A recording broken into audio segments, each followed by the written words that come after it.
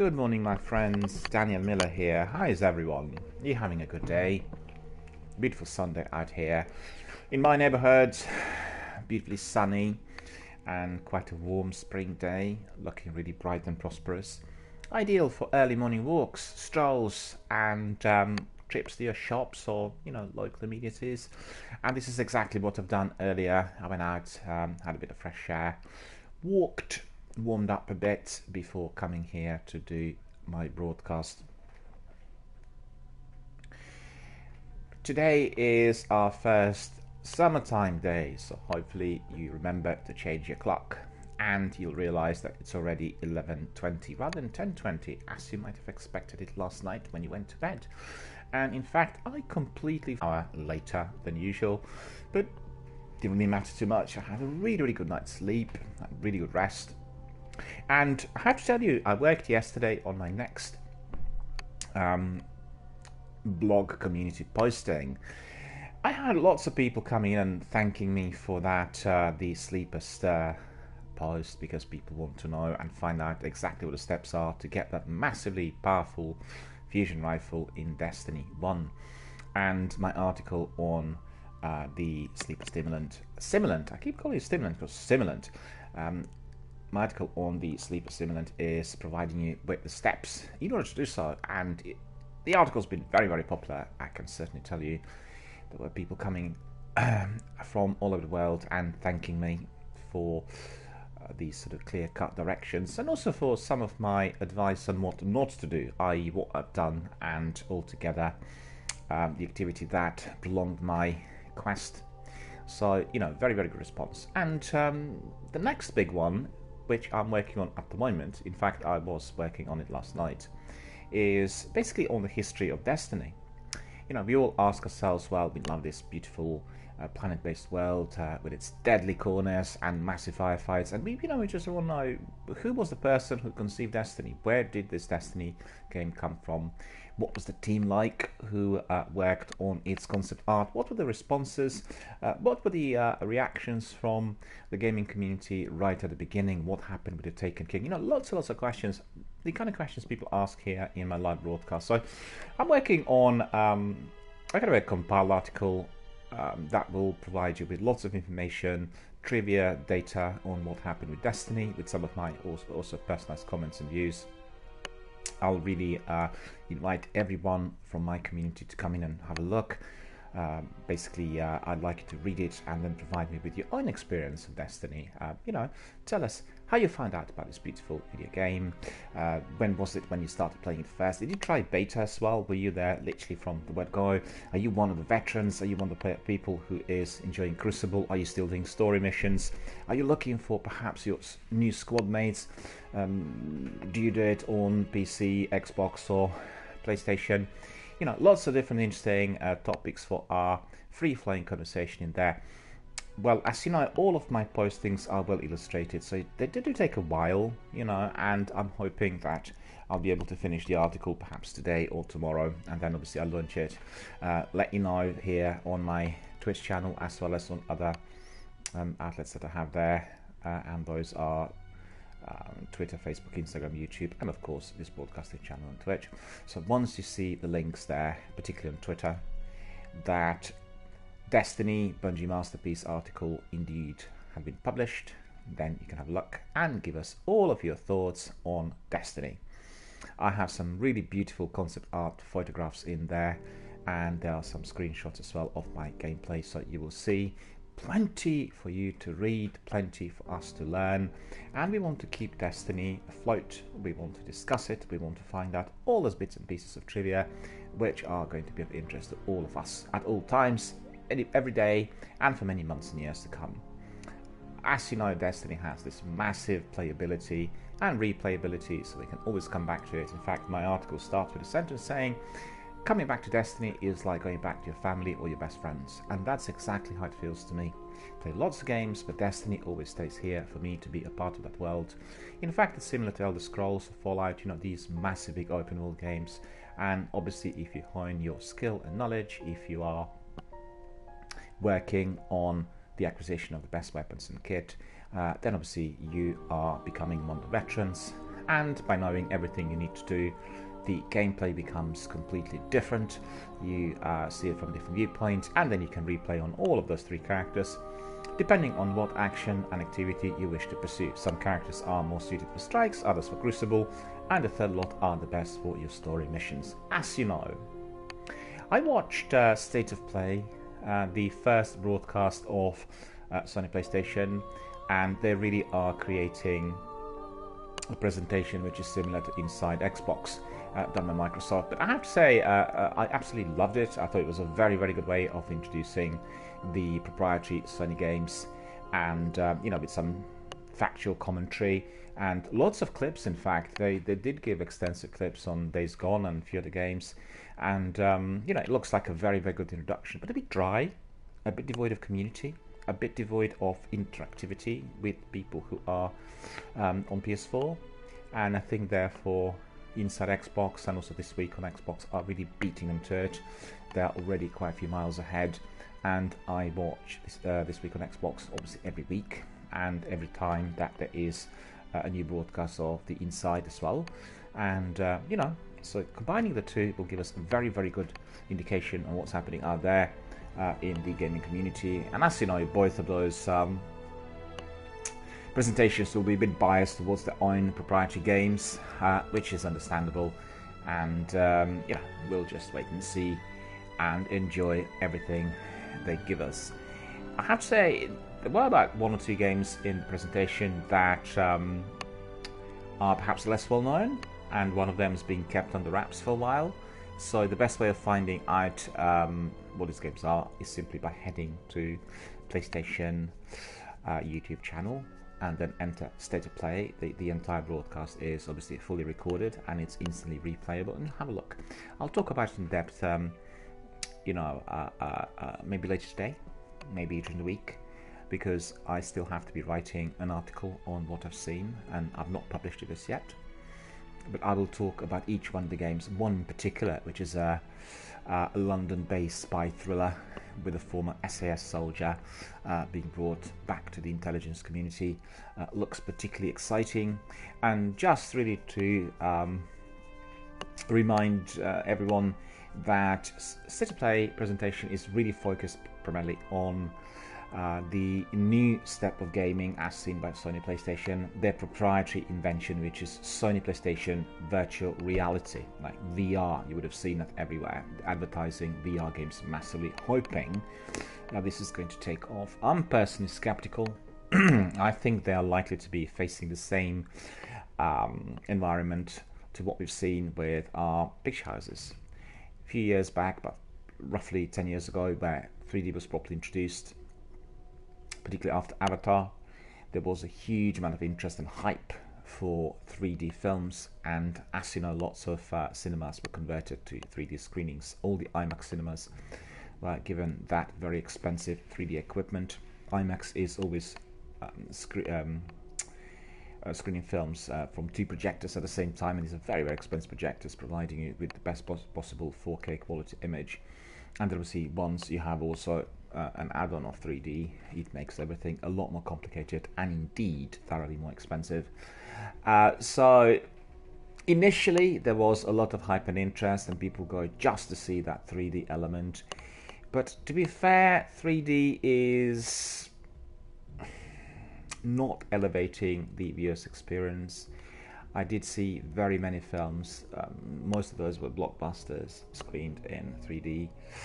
They did not really provide anything specifically more immersive compared to the ordinary 2D versions, and obviously the price ranges are much higher. Therefore, the vast majority of the audiences, after seeing it maybe a couple of times, resorted to the ordinary 2D. Well, for both reasons. First of all, if your cinema does not have the best possible equipment, the picture on the screen can appear to be a bit fuzzy, looks a bit like out of focus, and that is evidently not popular. Secondly, it's the price.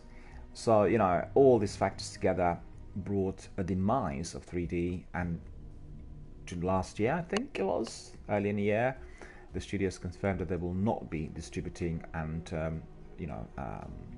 well, this way, they made it a non-priority. Some films will be made in 3D, or they will be converted to 3D, but actually shooting film with 3D cameras was considered to be not financially viable, i.e. they turn out to be a lot more expensive and with a lot less profit than expected at the end of the day. Well, I shouldn't say just profit. You know, the difference between the actual investment and then the gains at the end turn out to be not as significant as expected.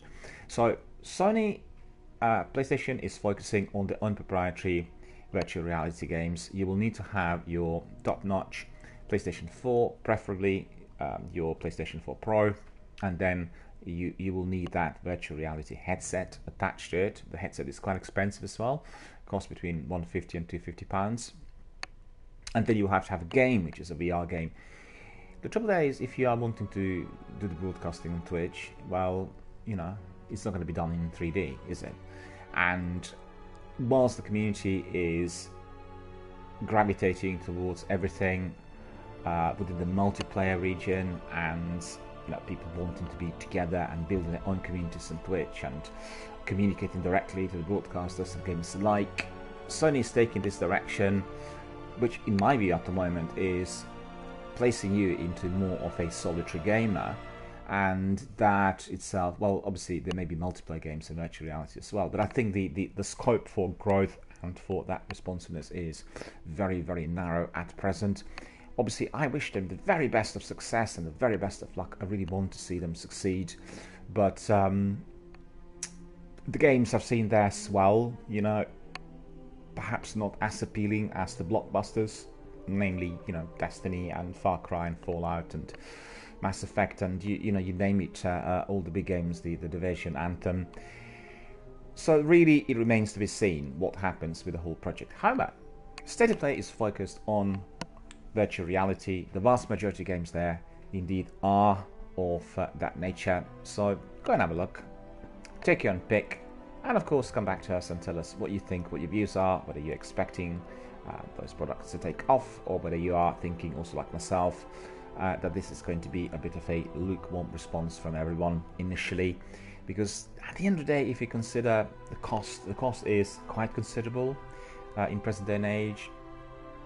If you're one of those people who likes enjoying the games on the first day of their release, you will have to be pre-ordering, and when you're pre-ordering, you're investing on average £50 or $60 per game, and in the course of every month we have about 2 or 3 games coming out, the big ones. So that means this is the expense of $150 or $180, £150 per month. And the joy of being there first is that you are really building your own community from the word go, if you are obviously a broadcaster, and enjoying it before everyone else. And you're learning about it, you know, during the period, but there's a lot of hype about the game, but there's a lot of online activity, a lot of discussion, lots of articles, lots of social networking, and all of that is then giving you the benefit of being one of the first gamers who is enjoying the product. That is costly.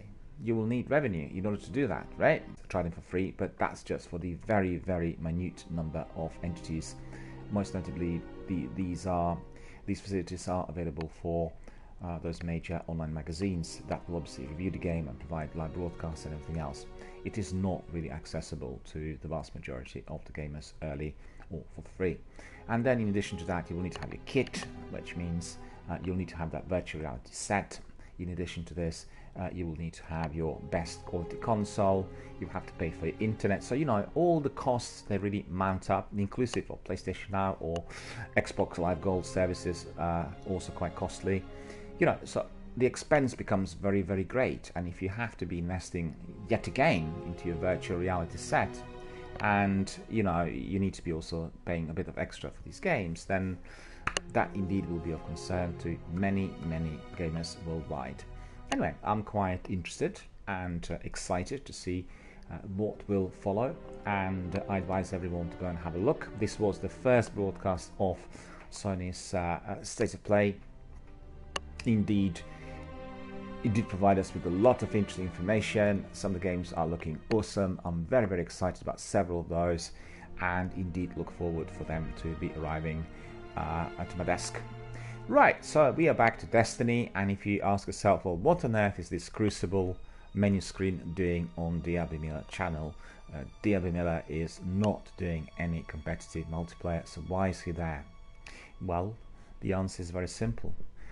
Presently I am doing the Dark Drinker quest, and as a part of this quest, the initial stage well, one of the initial stages is focused on 2 acquisitions. One of those needs to be a completed quest where you kill 50 mages, and these are basically your 50 champions or yellow bar enemies in various areas where they respawn, such as patrol areas.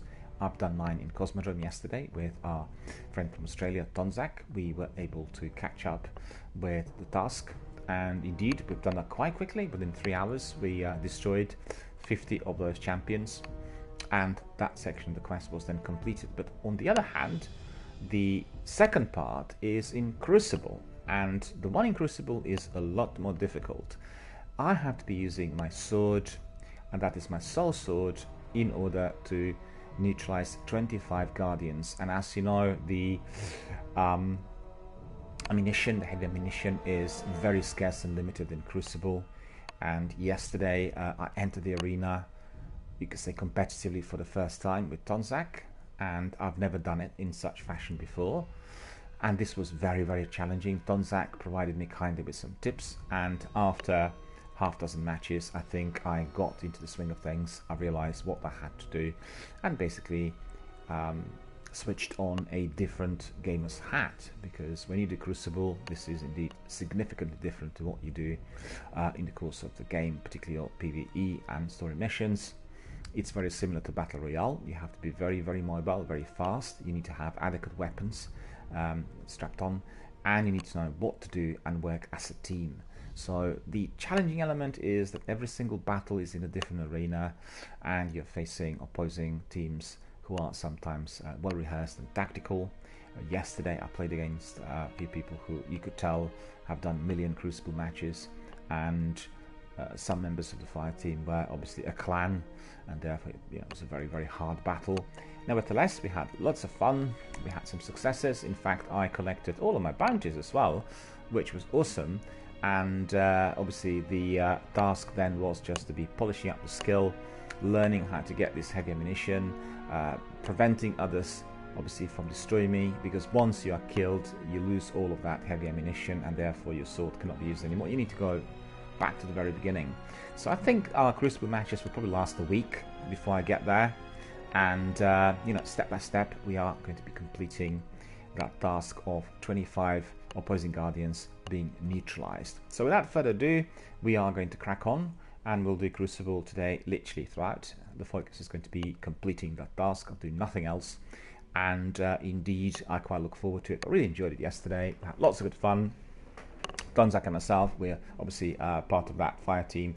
We had lots of kills, we had lots of interesting situations, lots of dynamic activity, and indeed we all had to be very fast, very focused, very alert, with the best weapons equipped, and indeed provided everyone with a lot of fiery entertainment. So the time's come, we are proceeding to Crucible. I was just reminded of the fact that I really need to get some bounties as well, because I completed the bounties yesterday, so no need to have this bounty, Crucible bounty, these ones as well. Okay, well, we'll see. We'll just quickly go to the tower and get some bounties, and then proceed with our Crucible selection of matches. So stand by please, and we will crack on very shortly.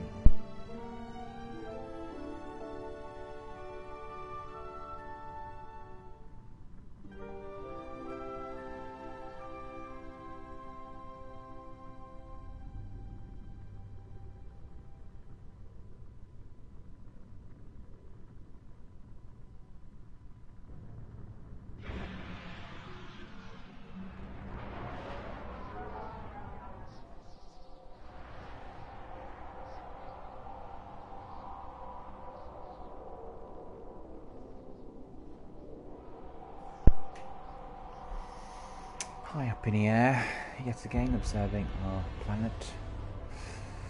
from high above and now proceeding to the tower.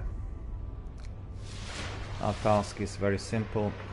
Oh, look at that. Beautiful sunset. Beautiful sunset.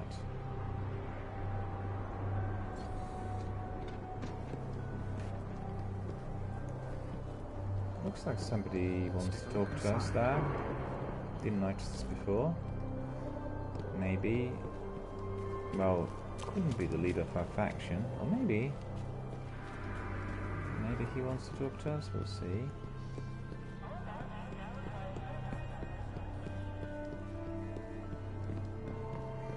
have to admit, after doing it yesterday, I was very pleased and excited to see that Crucible is so integrated with the rest of the game. It doesn't feel like a separate entity, and you get all the bounties and activities well integrated. That is truly awesome. In fact, many of our community members who are quite keen on coming in will be pleased to discover that indeed I'm doing Crucible from now, and we are going to be having regular matches there. So, you know, another add-on to the channel. I expect we have something worth your time. Indeed, sire. We do have plenty of interesting facts and figures to discuss. I'm waiting, Guardian. Indeed, sir. We are going to be discussing something with him. Tell me what you've seen out there. He's giving us some rewards. We are rank up with a faction.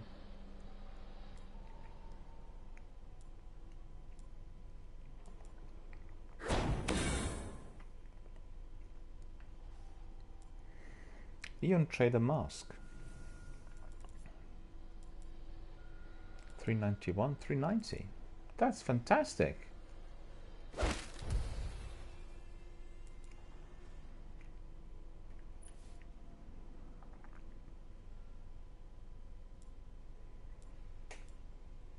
Okay. So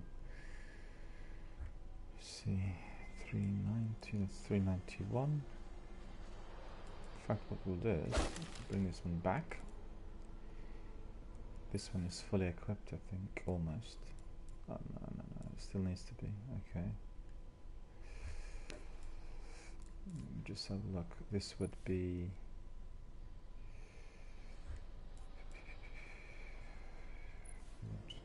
5940.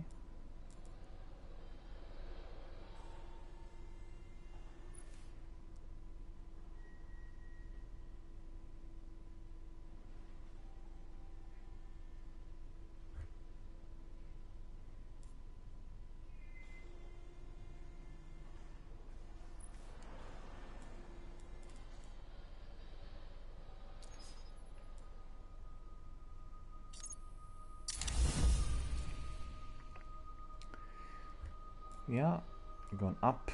That's exactly what we want to see. Want to go up all the time. It's all 390. Well, the vast majority is already way above 390. Our weapons are not, so we probably need one or two other ones exceeding 390 in order to raise our light. And that's going to be then 391. Back to the war.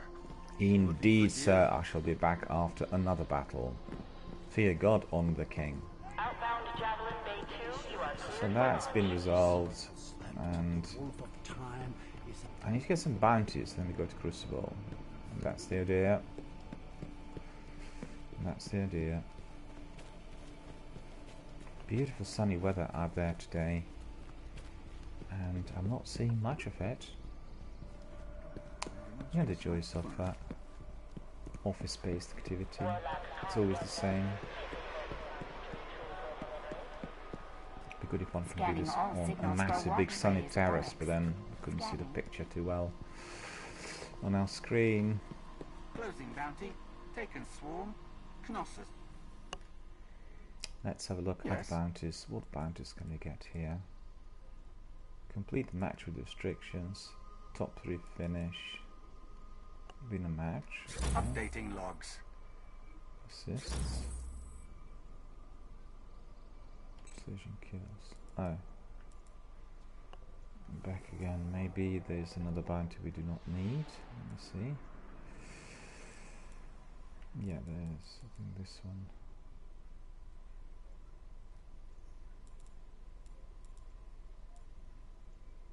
Orb generated, enemies killed. Yeah, this one we don't need. We are not going to be doing any Siva Crisis Heroics today, so we can just take another bounty from Xander. That will be precision kills. Checking. Confirmed. Back to the bounties. Let's see, we have 1, 2, 3, 4, 5, 6 Crucible bounties. That's quite good. Defeat 3 opposing guardians with special weapons. Re-up mission. Remember that as well. Mari Erythraeum. If I will. We are re-establishing signals to the reef. Alright, so let me just have a look. Can do maybe a few things and make our Guardian look very sharp for Crucible. So let me see.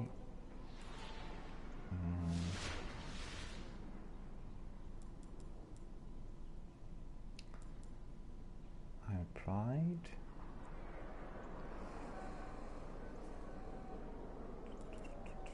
Prisoner of Elders. Sorrow, I'll put that for now. And then we'll go and have a look at the shaders. Maybe we'll go for Barrage.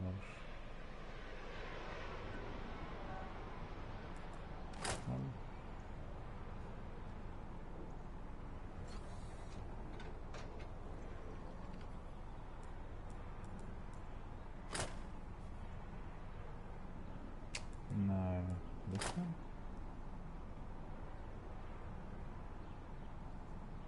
That's not bad. Oh, red one. That's quite good. The other one.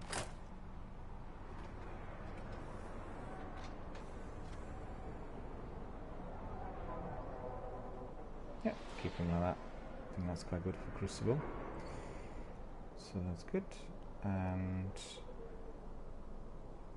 with that,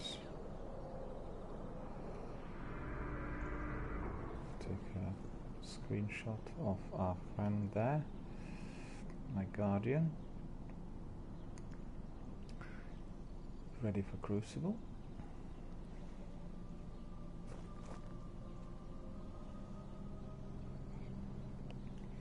Another screenshot as well. And now we are back to orbit.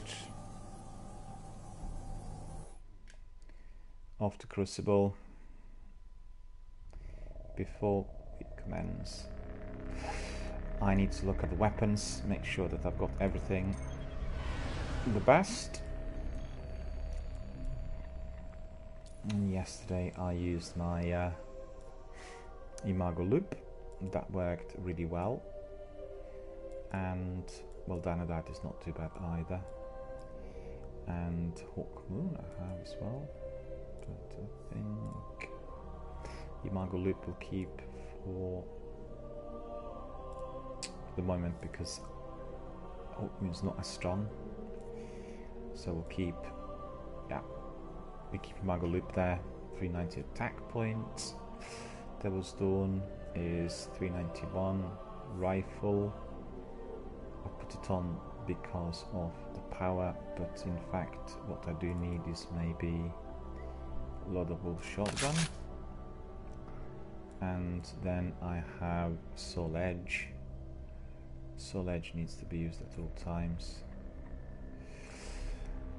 Minute Wix is here. Hello Minute Wix, how are you doing? Good to see you. Thank you for joining us today on this sunny Sunday. Is it sunny out there in Germany as well? Is it cold? Is it warm? What sort of weather do you have? He's asking me, how are you? Well, I can tell you I'm splendid. I had a very, very good night rest. I worked yesterday on my article titled Destiny Bungie's Masterpiece, The History of Destiny. So that article will come out soon. I'm still working on it. Very nice and illustrated with all of those bits and facts and trivia that everyone wants to read. So watch this space for that article. It will come out very, very soon on my blog, Gaming Dialogue that is. And how are you, sir? Are you all good? I'm doing my Dark Drinker quest, and for that Dark Drinker quest I already completed one part. 50% has been completed. That was major kills, 50 out of 50. And then I have Guardian kills, and that is the task which I'm trying to complete. In Crucible, I need to eliminate 25 opposing Guardians with my Soul Sword. Right, so we got everything equipped. It is all looking good. The time is to crack on.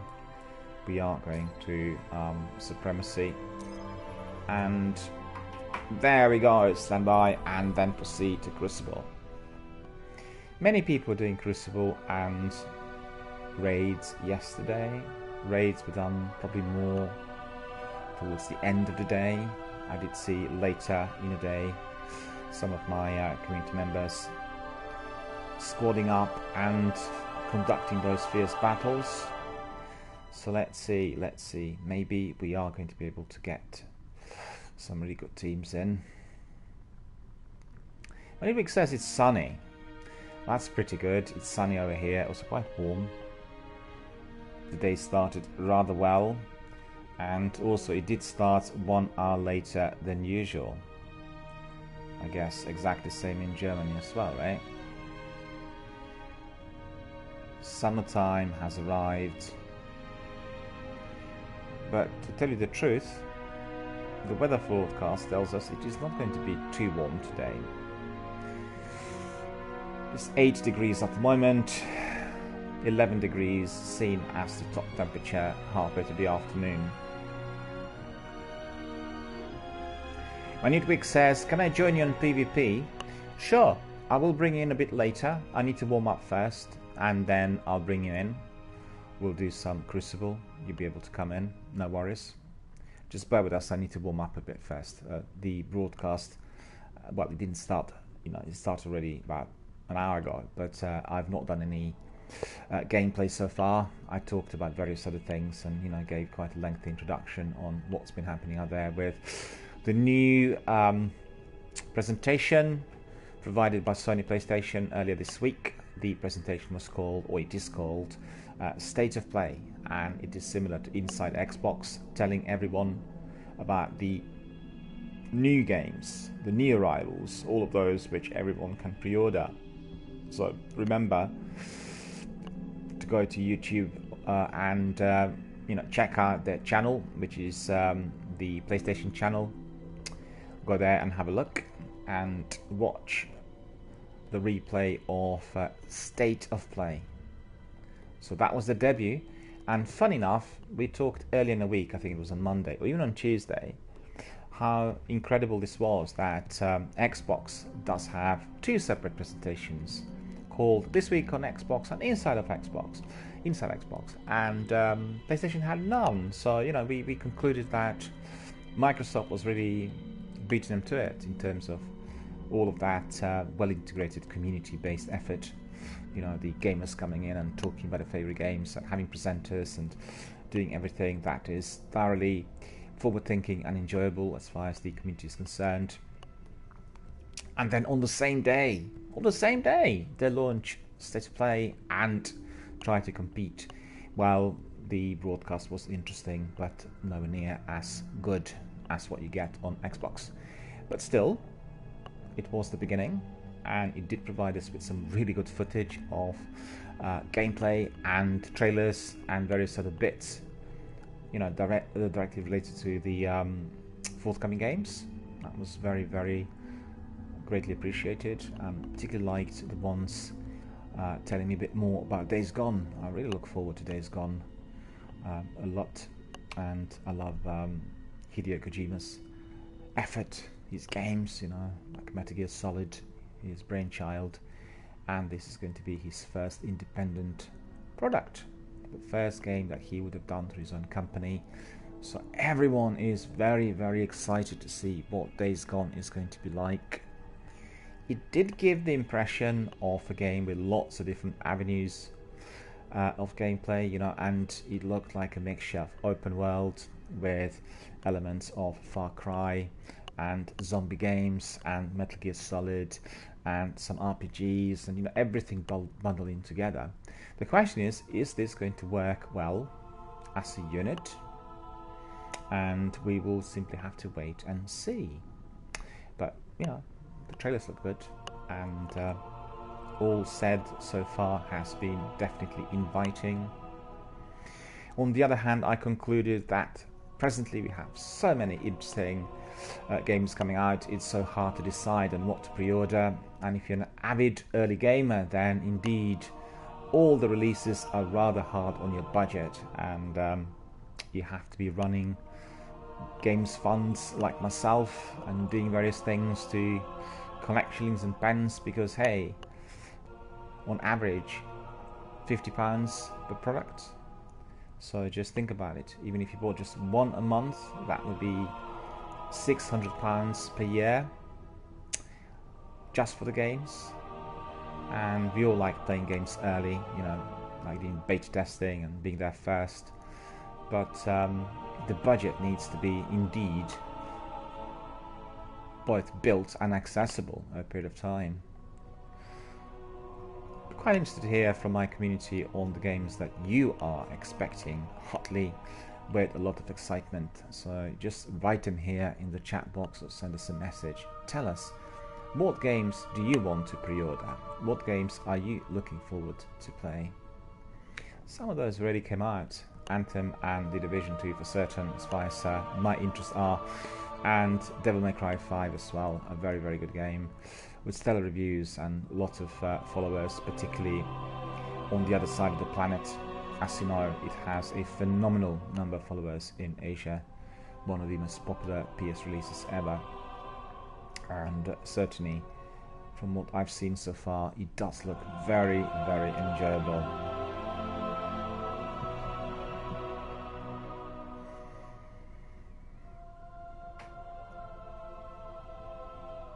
Anyone who's interested in industry-based news, you'll know that every weekend is somewhat quiet.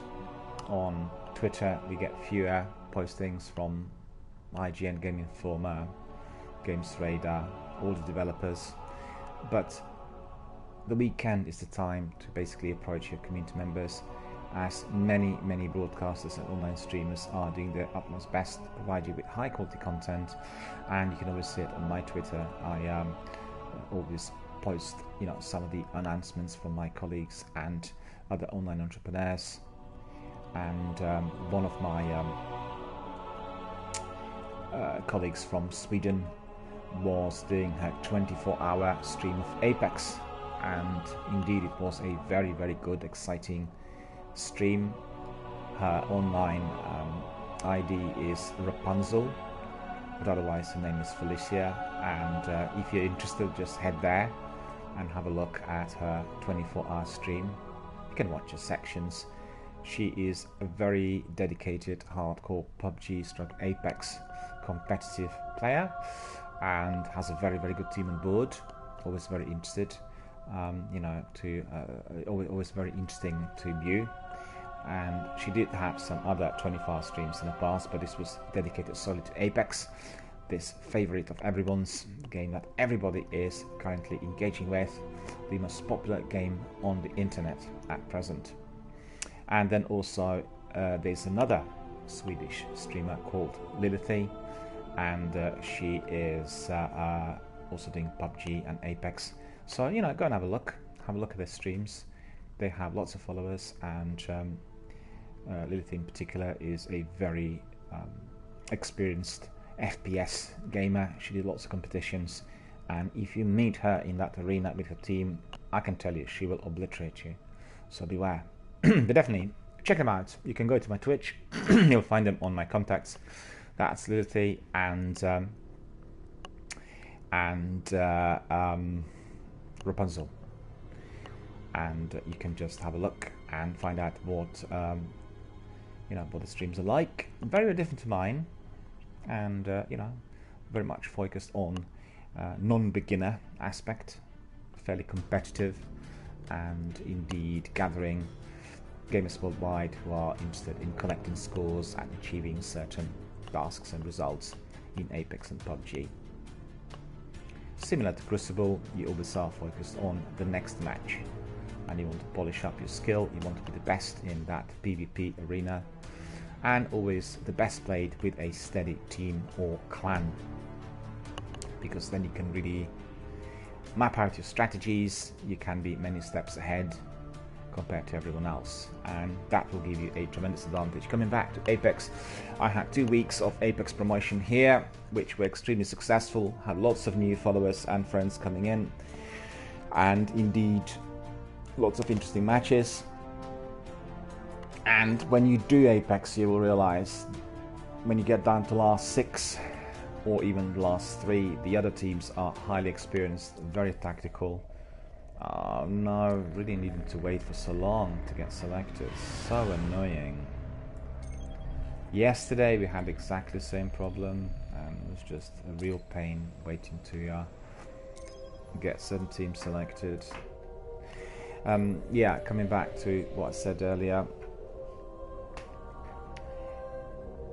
you come to the last 3 in Apex and you'll see that the other guys are very experienced, they're highly tactical teams with very good strategies, and if you are in a randomly selected team and your teammates don't do your proper team effort, or they don't have enough experience in Battle Royale, you will just be completely squashed.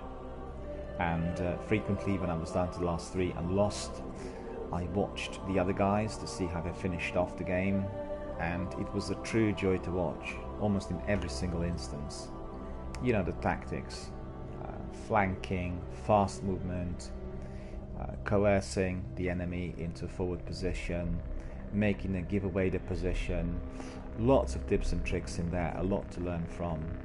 So just a tip, if you're entering that arena, PUBG and Apex, make sure you are in a steady team, in a proper squad, and indeed try out your tactics and build them for a little while before entering, if you are collecting scores, if you are wanting to be, you know, on the top of that leaderboard. But then on the other hand, if you're doing it for fun and entertainment, you can approach it from any angle imaginable. You can do it randomly, you can do it with your family and friends, you can just do it for the kicks of it all, and you know, it'll be thoroughly enjoyable as well. Apex really a very, very interesting, very family friendly to a degree, and you know, I kind of came with characters that are kind of like lovable rogues.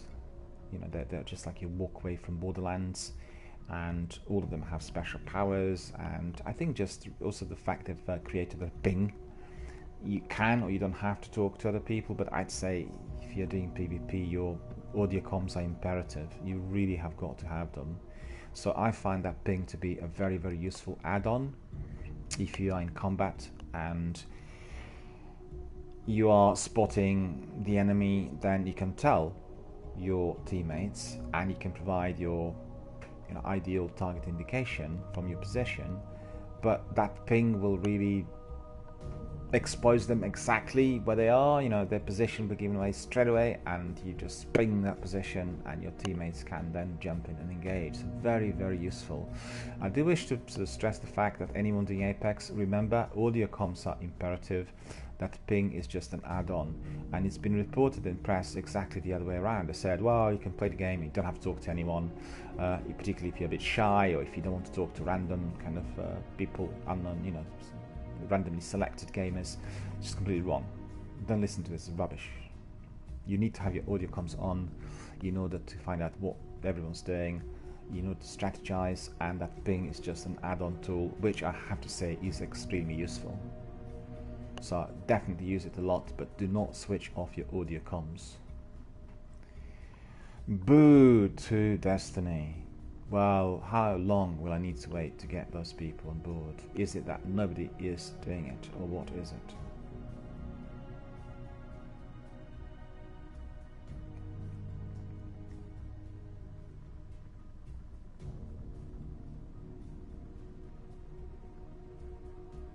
Some other people are coming in, but I've been waiting for a few minutes.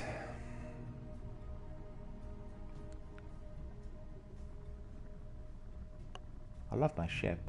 That's my favorite ship. I want to have this ship on every single character. Looks a bit like F-35, the new fighter combat aircraft, and I just love it. So I'm halfway between F-35 and those ships in Star Wars. Looks very menacing and deadly. Scary for the enemy. This is what we want to see. Can't believe it's already midday. Every single year, well, twice a year, I get the same feeling. In fact, once a year I feel like I'm running late because the hour has been brought forward and we're losing that 1 hour in the day. Much prefer the other one in October. It extends the day by 1 hour and the experience of the day is completely different. So today everything's going to feel a bit short. Doesn't matter. My sleep was long, had plenty of rest, and I really enjoyed this week. My friends, this week has been the best week in months. My regular schedule's back on. I'm having a lengthy good night's sleep. I'm working on my blog, publishing all the articles. We have lots of new followers, and many of our friends from the continent were coming in during the daily streams, which is always the case. I have to say, most of the community members engaging after 8 o'clock PM are usually from the US and other time zones as well. In fact, during my streams this week, earlier day streams, we had also some people from Australia and New Zealand, so that was wonderful. Really very, very grateful for their participation and very happy to see that indeed they are targeting those early UK hours. Come on, Guardians, come on. How long do we have to wait to get selected? Is it because there aren't that many people out there doing Crucible, or is it just a glitch on the game? Does anyone know? What's the reason for this?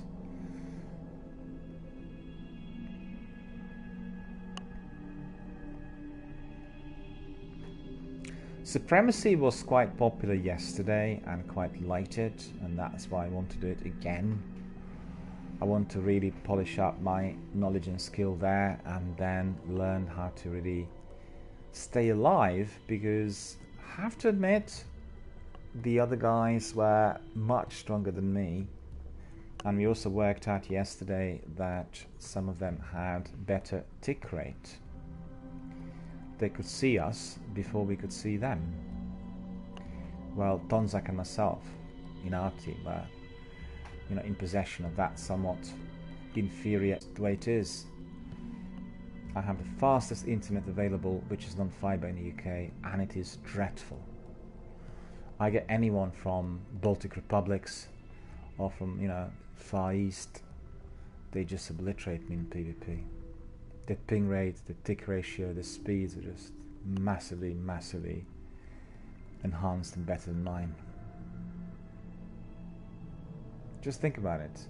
You pay £60 for fibre, you get 400 download, and you get 6 upload.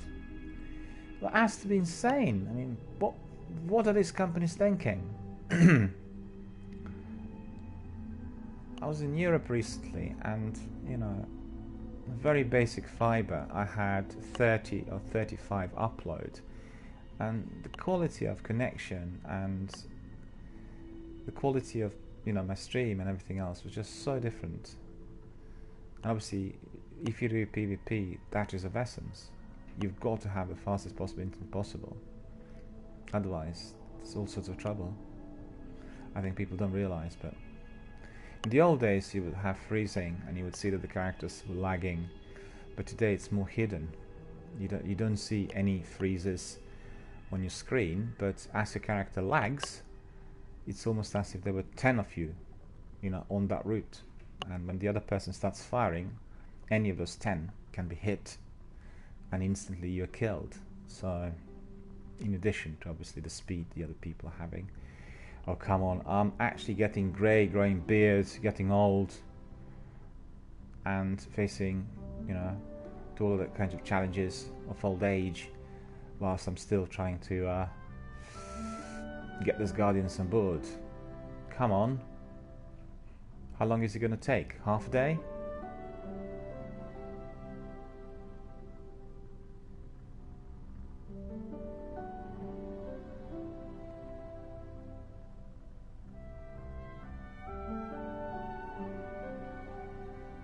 I have to say this is annoying, but considering it's Sunday, maybe everyone's asleep.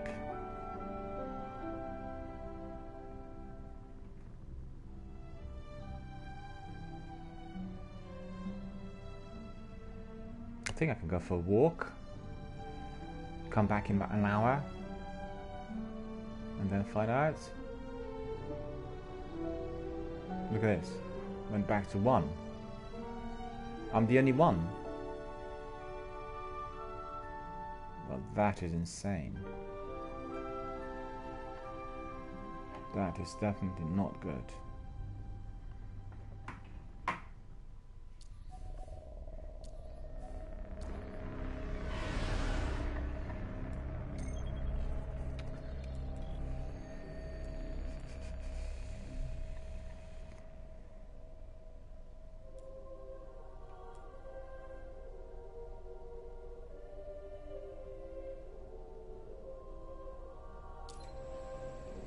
We'll try elimination then to see whether that works better.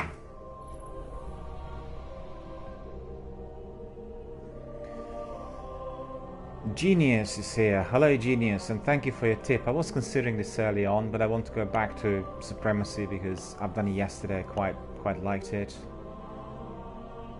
Are you there? You're also doing it. I don't think I've done elimination at all. I tried it yesterday a bit, but it didn't work. But, you know, we'll see. I want to do Supremacy. The idea was to be learning. Genius says, sounds good. Yeah, it does, but the trouble is there's hardly anyone there. Look at it. It's just me. And, oh, we are getting somewhere. That's cool. Yeah, I just wanted to do Supremacy because I've not done Crucible before. And it was a bit of a learning curve for me. During my yesterday's broadcast, a bit tedious and a bit hard on my viewers' eyes and ears. But, you know, today it looks like we can't access Supremacy at the moment. We might go there a bit later, but at the moment it is going to be elimination, 3 against 3, and we'll see what happens. Let's hope it is going to be as high-paced and as exciting. On the other hand, I'm hoping that I will not be killed every single time. The other guys were so much superior than us yesterday, and the team we played against, they had about 3 or 4 members who were a steady team, so they've been flanking all the time, they knew the maps, and, you know, as we were engaging the enemies from the front, the other guys would come from the back, very powerful weapons, and both Donzak and myself were having always the experience of 1 shot, 1 kill coming from the enemy. And that was very frustrating. I mean, they didn't have the top tier weapons, you know, like Dark Drinker or Sleeper Simulant or any of those, but still the weapons work better than ours. So what could I do? I could just try my best. I apologise to my viewers, but you know, we are left to the mercy of Destiny servers, and sitting here already for 10 minutes trying to get the match, you know, to basically select some of the Guardians, and as you could see we are stuck on and messages.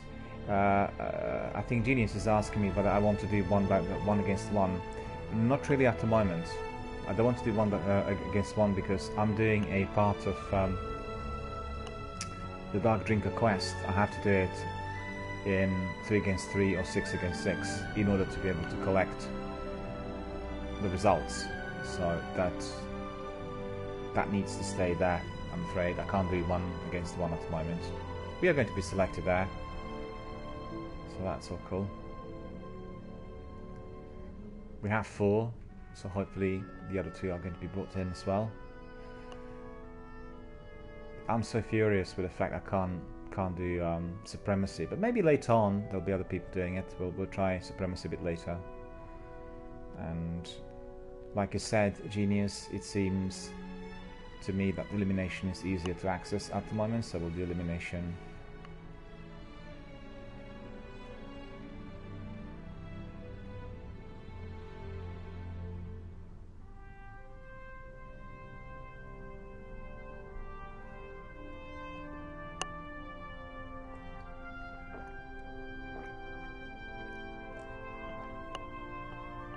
You know what, whilst I'm waiting, I'm going to make myself a nice cup of tea and have a snack, have a shower, have a shave, do all sorts of things. And I'm certain that by the time I come back, I'll be still waiting here. So...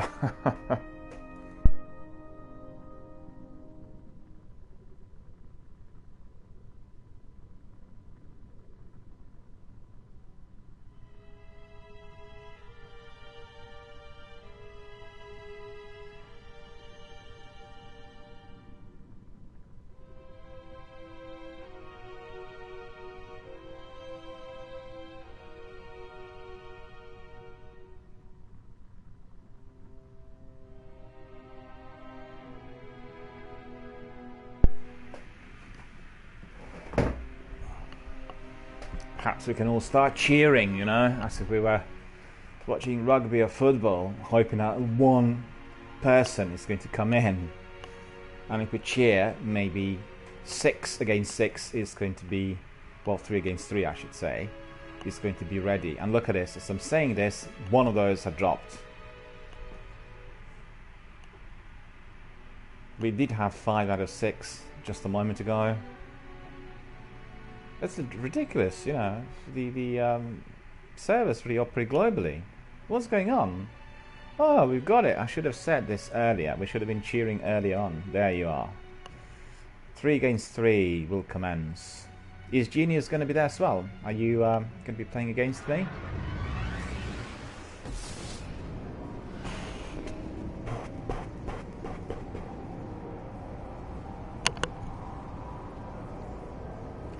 You know what, I better be Genius myself in order to get some good scores in here, because yesterday Genius says, nah, I'm overseas. Alright, no worries, at least you can be watching some of our firefights here on my Twitch channel. Yesterday I couldn't really use my sword, and the trouble is, the sword scores for Dark Drinker.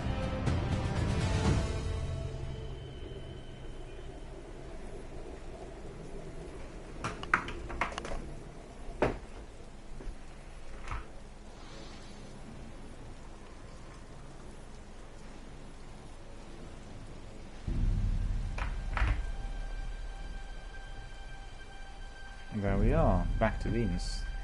I hated it yesterday. That map was not good. Minute Weeks is back. Hello Minute Weeks. Thank you very much for coming back.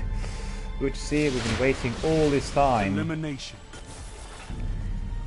to get selected in there, so it's been a real bother. Eliminate your opponents and claim victory.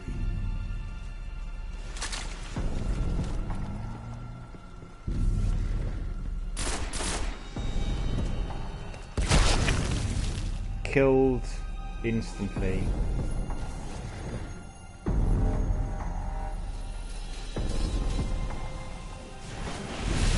That's no fun. Happy waiting for people to revive me.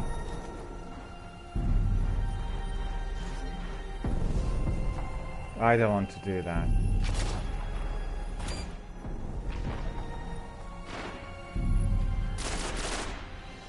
Because the other guys obviously appear to be in a team, 2 of them, and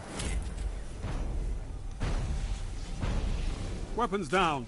This fight is over.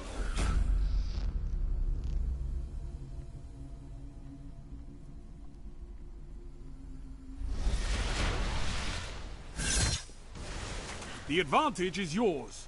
Fight to keep it.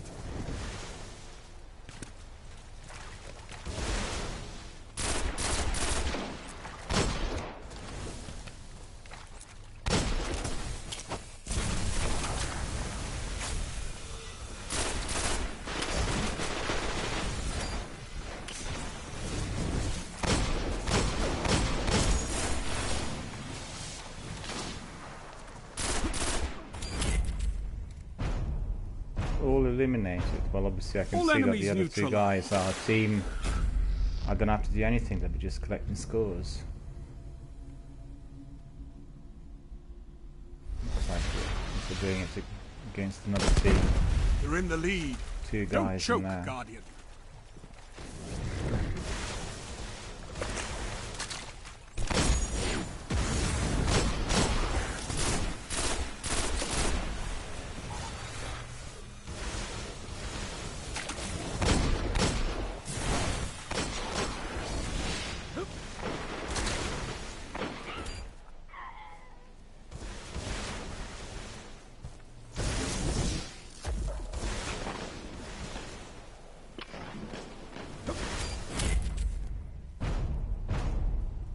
Look at this. I'm Enemy not doing team anything, eliminated. and these guys are killing everyone. Got myself on a good team, eh? Heavy ammo on the way.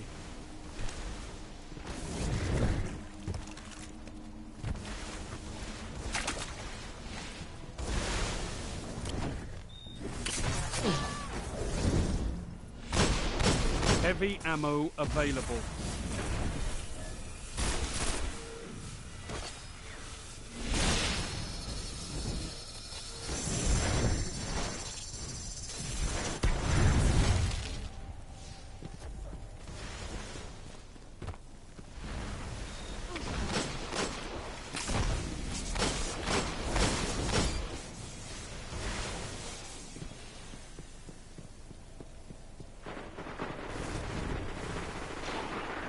Last Guardian. Revive your teammates.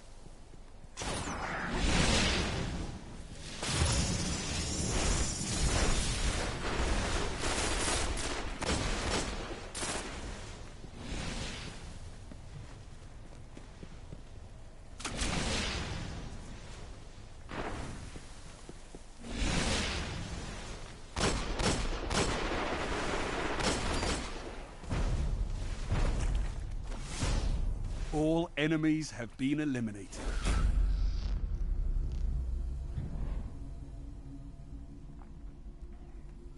Well, that's unfair. 3 against 1. Really ridiculous. Match point. Finish them off.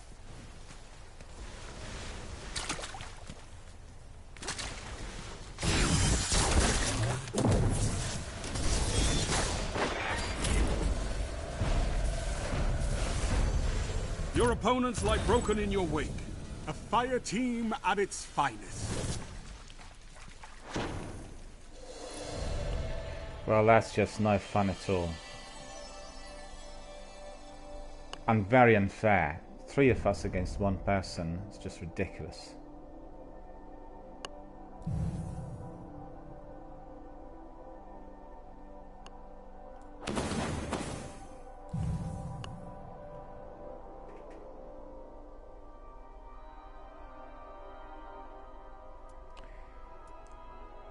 Yeah, I'll bring in.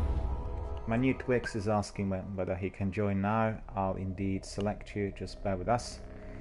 And I have to warn you that this is a family-friendly channel. My moderator contacted me the other day after we had our sessions, and he asked me to tell you that some of the words used there were not family-friendly, so please, if you can, hold back the excitement. And, you know, there's no swearing here on the channel, I have to tell you this, because they contacted me about this, and just, you know, keep it in mind, it's family friendly, and we have to really use the language and everything which is in tune with this. I'm bringing you in straight away, so bear with me. If you are online, I'll yeah, I can see you are.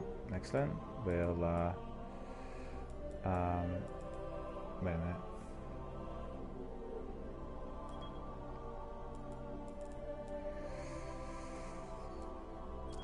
Invite only. Inviting to fire team. Sent you an invite. Also, I'll bring you in a party. Let me just send you a party invitation. Chat in the party. There we are.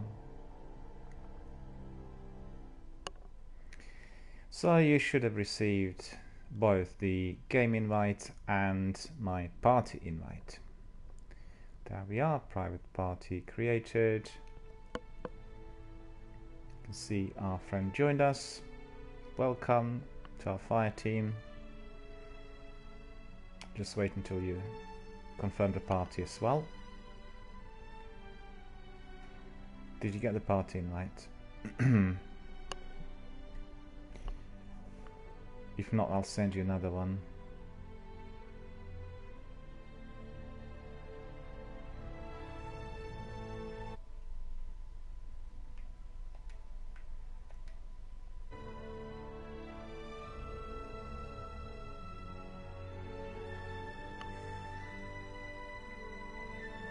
We're just waiting for our friend from Germany to join in.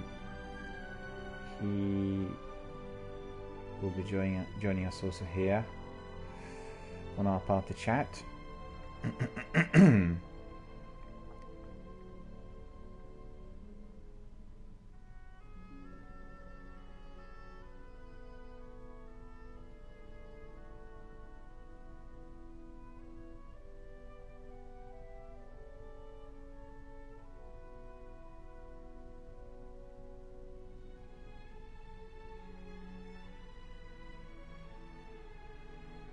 Hello there, can you hear me?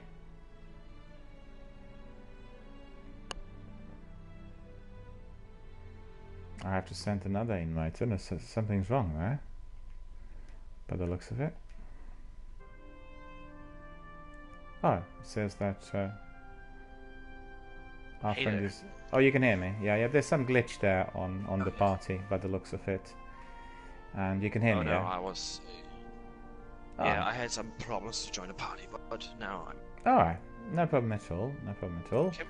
So what we'll do is we'll go to Crucible, but as you could see, there's been some difficulty there in selecting people. Control is very popular. That's the reason. Control. That's the reason, is it? Because it's very popular, we can't get anyone. Yeah. Let's just try once more, and if it's not giving us anything, we'll go back to the other one. Control is better for my score because I've got better opportunity to, you know, get some of the other Guardians, and the maps were also, I thought, from what we gathered yesterday, better for the task, because I have to kill them, have to neutralize 25 Guardians with my saber, and that's quite difficult if you're just 3 and 3. And you know, the task is to get the Dark Drinker, so there's great opportunity if there are more people out there, and, you know, the usual. But it doesn't really have to be. If there are difficulties in selecting, you know, other gamers, but we'll go back to elimination. We'll do that. It's good fun as well. You could see that in the previous match, there were 3 people in there, and then they were dropping out. So suddenly there were 3 people playing against 1, and that was very unfair, I thought. You know. Oh shit! We had a fight. There's a fighting. Oh no! There is a fire. No, not. Good. No, we've got now. We're getting somewhere. We have now 11, so we are going to go in. 11. Yeah. Oh. So we'll have another person coming in. I just want to ask you, please refrain from swearing on the channel, because the mod will block you, and then I won't be able to bring you back in. And you know, it's just that I have companies monitoring, and then you know, they basically come in if they can hear swear words. It's family friendly. So just keep this in mind, please. You can say you know, various things in other languages, but because it's obviously an English-speaking channel, anything which is in English is heavily moderated. So it's not the trouble for you only. Lots of other people have a difficulty if, you know, we do battle royale and competitive matches. It's the same for everyone, really. Myself inclusive, don't forget. But I'm well guarded. There we are. We got that team of 6, and it's likely that they will have a fire team of maybe 3 or 4 within a team. I played against one of those, and there were 3 guys in it, and they were very tactical, well rehearsed, and very, very hard to beat. But then later, 2 of us, Donzak and myself, were joined by that team. We have. There's a fire team of 2 people. On board with us? One has... Or the other one, the opponents? NL Shadow 701X, and the other an exotic can. Okay. Are these guys our opponents, or they are in our fire team? No, they're not very good, I can see. No, are they the enemy, But or not are they friendlies with us? They're the enemy. Oh no, no. Just the other two in the fight. Okay. Well, you know, we'll see. I guess you've done Crucible many times, so you are a true veteran of Crucible, right? Whilst I'm a true rookie. I only joined Crucible yesterday for the first time, so experienced in PUBG and Apex. Just And aim your cannon and shoot. yeah. Well, that's the idea. The only trouble is that my cannon is not 400, and the other guy's weapons are Oh, 400. that's not a problem. It isn't. We are on the same level, like in Crucible. It doesn't matter which level you are. Okay. So that's It good. doesn't matter how high your level is, what light level you're at. It's mattering what weapon do you have. Okay. Like, your weapon is very good in PvP. Yeah. I like that one. Imago Loop is very good, yeah. Very effective. I did neutralize many guys yesterday. Even got the bounty on kills, which was surprising. I thought I was going to get killed all the time, but it wasn't quite like that, you know? I don't Control. Yeah, this map is Nemesis. Bravo Switch team. time. Like, I still have the first hand cannon for PvP. Zone C captured. You're in the lead. Oh, we eliminated someone already. Wow, I killed one. Wait, Oh, why? yeah. I didn't. Stuck. Mate. I didn't even see any enemies there. There was the...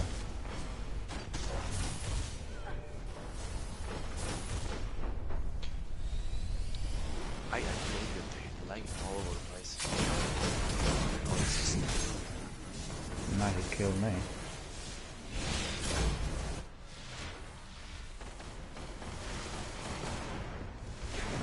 You're falling behind.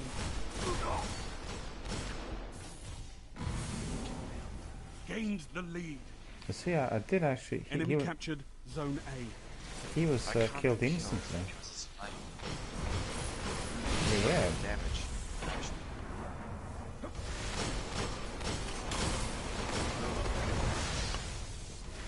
Yeah, and I didn't kill him this second time.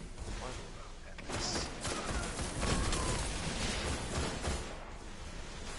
Zone B secure. That issue with that man. Mr. Dead Man. Boom, boom, boom, boom. No, the trouble is definitely with the tick rate. The tick rate was really causing lots of problems yesterday. You know, some people on much faster servers than us, and they could see us before we can see them. And My weapon's good. Very, very good. But if I get hit,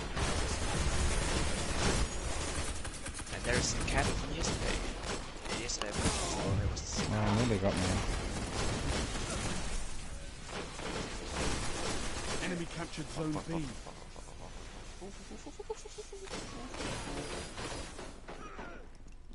Zone C lost.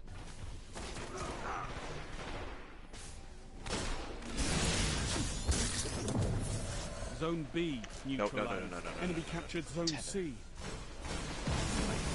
No, I don't have that.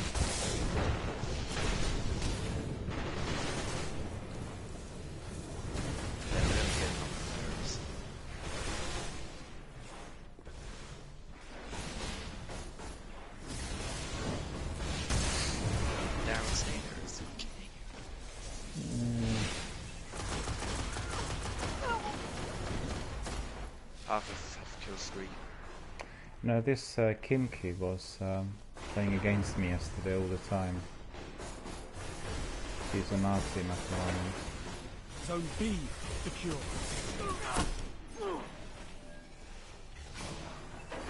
Lost the lead. Oh, he's playing against me again. You're in the lead. No, my 5 kill streak is gone.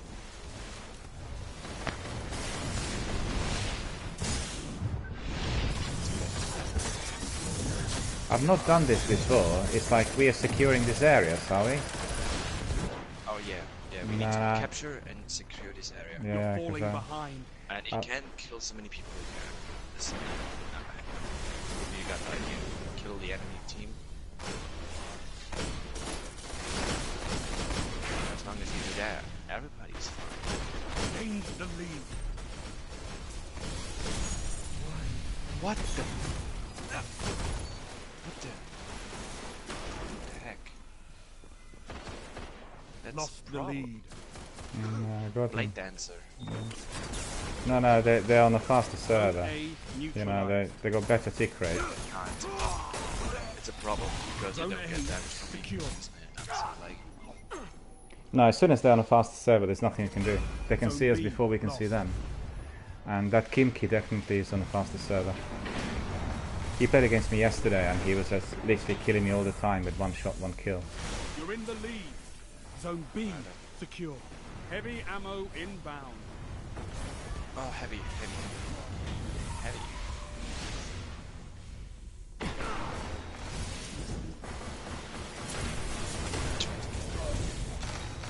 Heavy ammo available. One try to make your best to defend the heavy Yeah, where's the heavy though? today. There, take it. Yeah, got it. Go. Maybe I'll get my first kill, hey?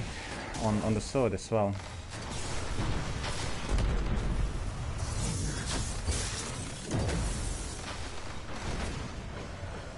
Oh, I didn't get him.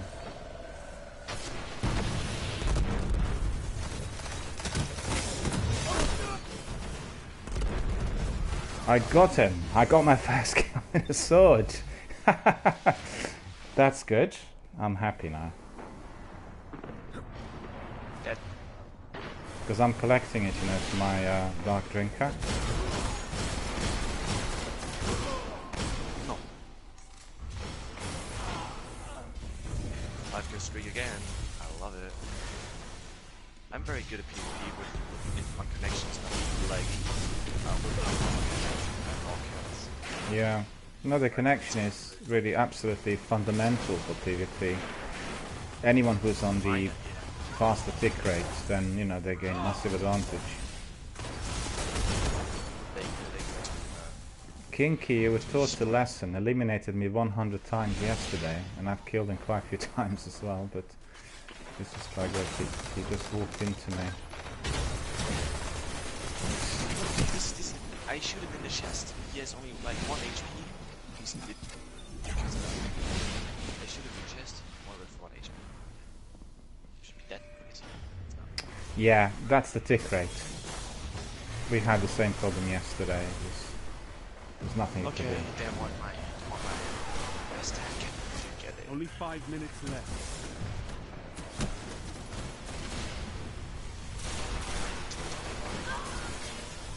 Darksense here. Hello Darksen, how are you doing? He's saying it's been a while. How are you doing? I'm doing very good, sir. How are you? How's everything? How's the division?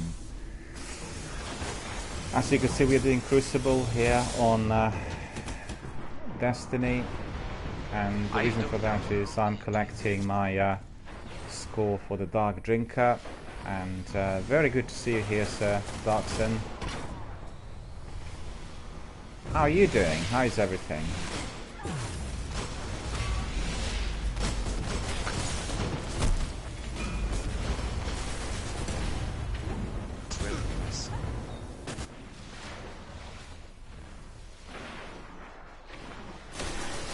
Zone B lost.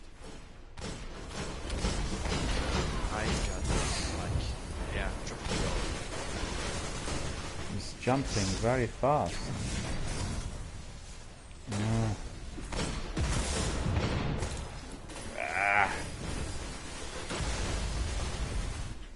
Zone B Why is my secure. PS4 always glitching out?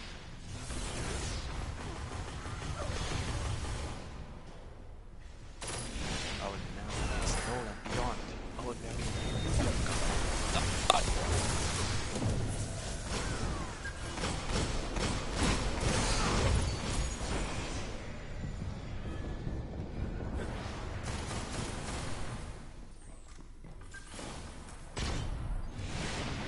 right now. Zone A lost. Oh, I hate this. This is so stupid. No. If you would be in my place. Darkson says, doing good, mostly at work, you know, the Division is good, trying hard to reach the top. Well, I'm going to be doing the Division as well. And at the moment, I'm focused on polishing off some of my characters in Destiny 1. And I'll ping you once we are doing the Division 1 broadcast next. And, you know, we are going to be carrying on with that. But it isn't going to be at the moment.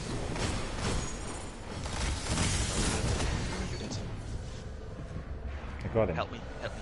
Where are you? No, I'm just dead. But I'm first place. Yeah, where I belong.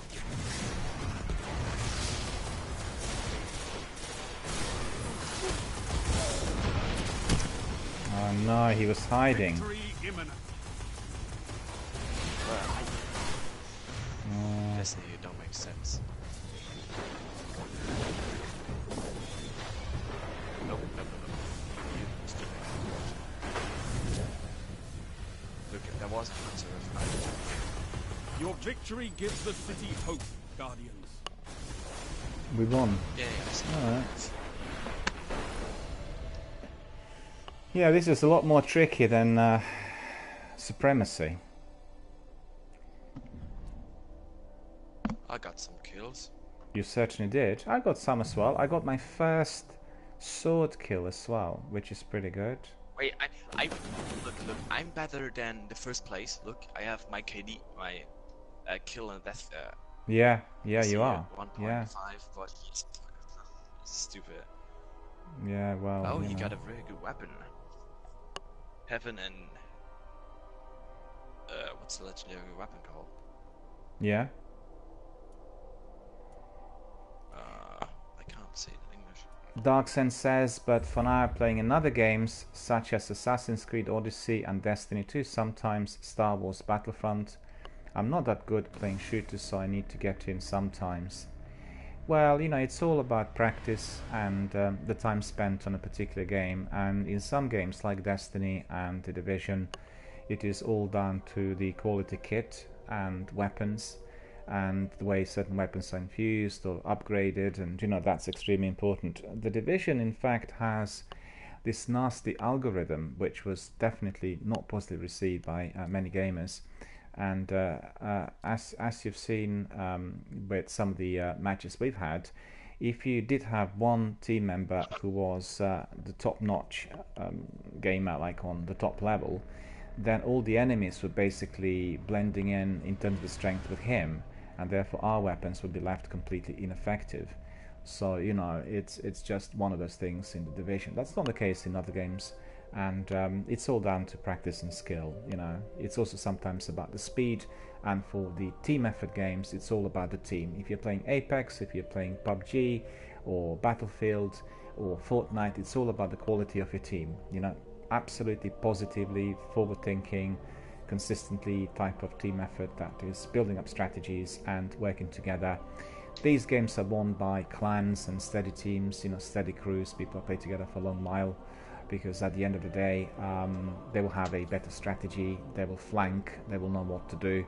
And as you've seen in our teams, whilst we play the Division, as soon as we played together for a while, our team was just much more mighty and, you know, a lot more powerful than the rest of them. So, you know, that's one of those things to keep in mind. And also the other thing to keep in mind is what we're experiencing, Manutwix and myself right now.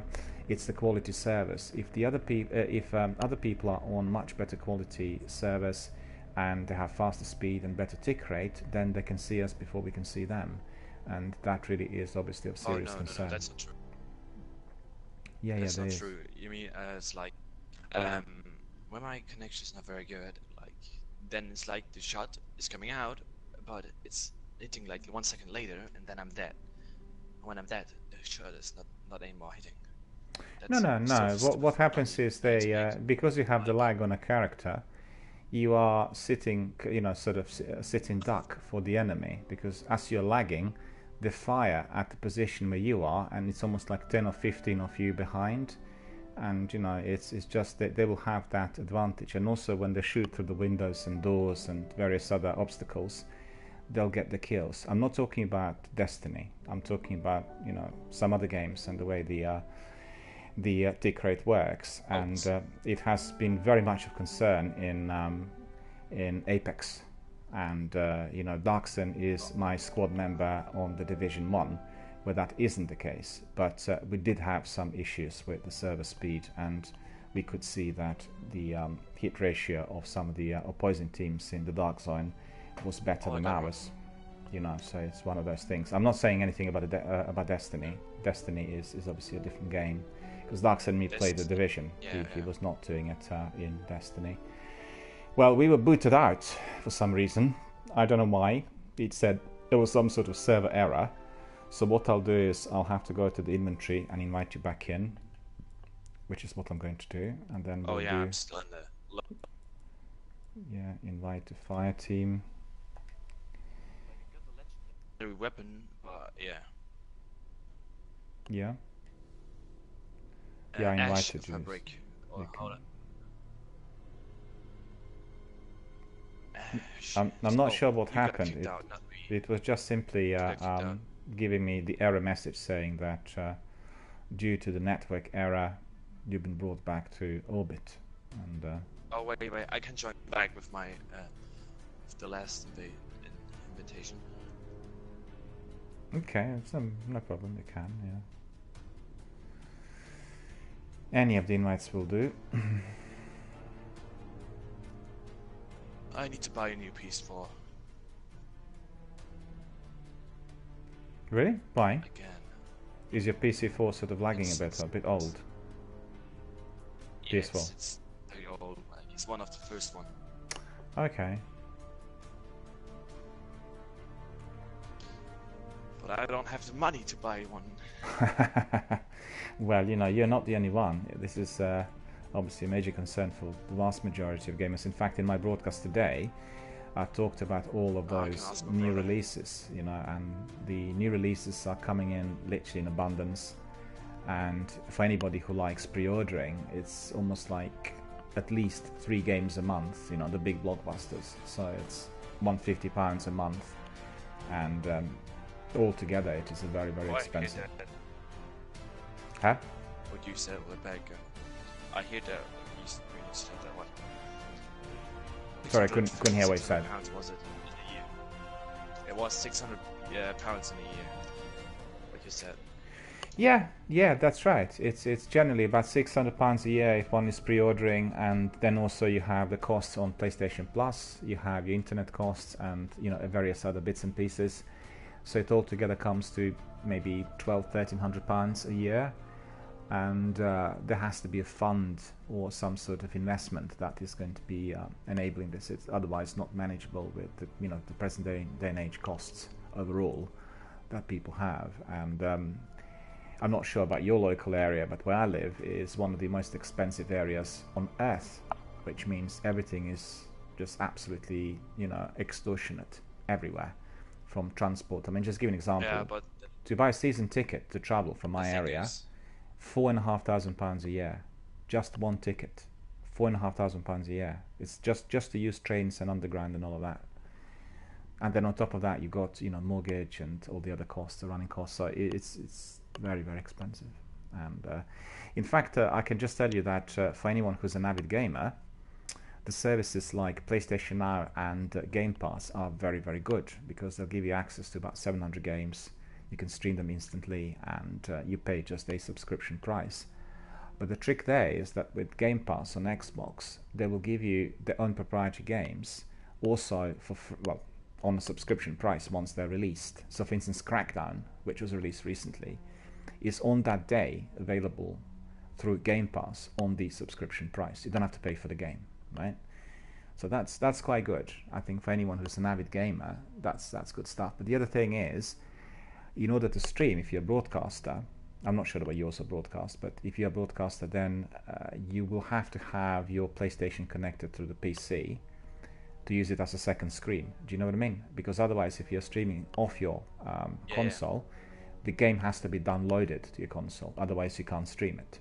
And that is a concern, and they know this. So the vast majority of the games on PlayStation Now, you know, the blockbusters, the big ones, the proprietary games, they're not downloadable. So you cannot download them. You can just stream them through their server. And that's preventing people from actually streaming automatically through Twitch. I think it's a serious kind of thumbs down. It's ridiculous, because Xbox did discover that for those games which are downloadable, people will sort of use the base game on their services, and then they find out that the sales of that game, if popular, was just exponentially rising. In other words, somebody would try the game on Xbox Game Pass, they would like the game, and then they would buy the Ultimate Edition. Do you see what I mean? Because the Ultimate Edition is not available through Game Pass, it's just a base game. And it's definitely a very, very good way of generating interest. But, you know, just a tip, I think if you're interested, I think PlayStation Now services... I think PlayStation Now services are accessible in Germany. They're not accessible like everywhere. It's just, you know, certain countries where people can subscribe. Beg pardon? Wait, what did you say about PlayStation something? No, I said PlayStation Now services were until recently accessible just in some countries, not everywhere.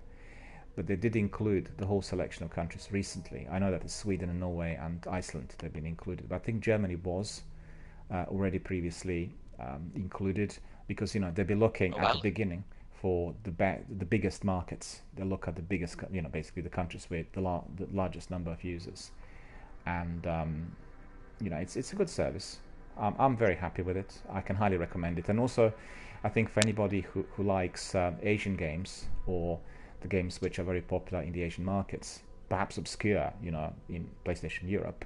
Half Dimension of Tunia and stuff. Yeah, they have lots of those rare games in there, and, you know, you can't actually access them anywhere else. Some of the older games also from PS2 and PS3, and that has been really appreciated by the industry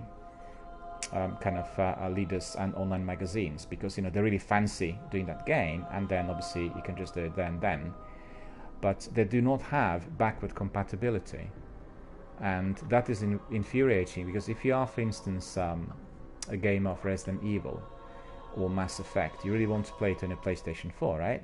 And in order to do that, you will have to be buying the game again if it has been obviously adapted for the use of PS4. If not, you simply cannot do it at all. Whilst Xbox have backward compatibility, and for the games which are on the list, and obviously the vast majority are on the list, you just stick the disc in your Xbox One, you know, downloads the update, and then that's it. So really, Xbox is quite a bit ahead, you know, in terms of the community and everything else. But still, I think these subscription services are very good. I've tried lots of games which previously I considered, you know, to purchase, but I just thought, well, I can just wait until some rainy day when they're cheaper, and it's a very, very good way. You know, you just access them and you can stream them to your console straight away and play them and try them. You don't have to play the whole game, but you can just get a taster of what the game is like. If you like it, you carry on. If not, I tell you one game. I think you were telling me, if I'm not mistaken, you were telling me about Dishonored, weren't you? The other day, Dishonored, or was it somebody else? Someone was telling me about Dishonored. No, I didn't tell you about that. You did, or you did not? No, I did not. No, I beg your pardon. I apologize, because, you know, there was another community member who was telling me about Dishonored the other day, and on his recommendation, I've gone to Dishonored 1, which is otherwise not accessible on PS4, and they have it on PlayStation Now services, just introduced recently, and it's an awesome game. You know, it's Bethesda, proper open world kind of RPG, and I've done half an hour of it, and it was just absolutely amazing. It was absolutely terrific. I loved it. So, you know, it is a good way of trying out different games and finding out what is out there on a subscription price. And if you were considering your subscription, then always wait for their special offers. They'll give you a special offer where it's provided 50%, you know, like a discount, and then you get it for the whole year on 50% off. So instead of paying, let's say, £120 a year, you'll pay £60, and you have to pay like one fee and like a one-off payment, and then you have 12 months ahead of easy usage. And also in addition to that, they are introducing new games at all times. So lots of new games come in. So definitely worth checking out.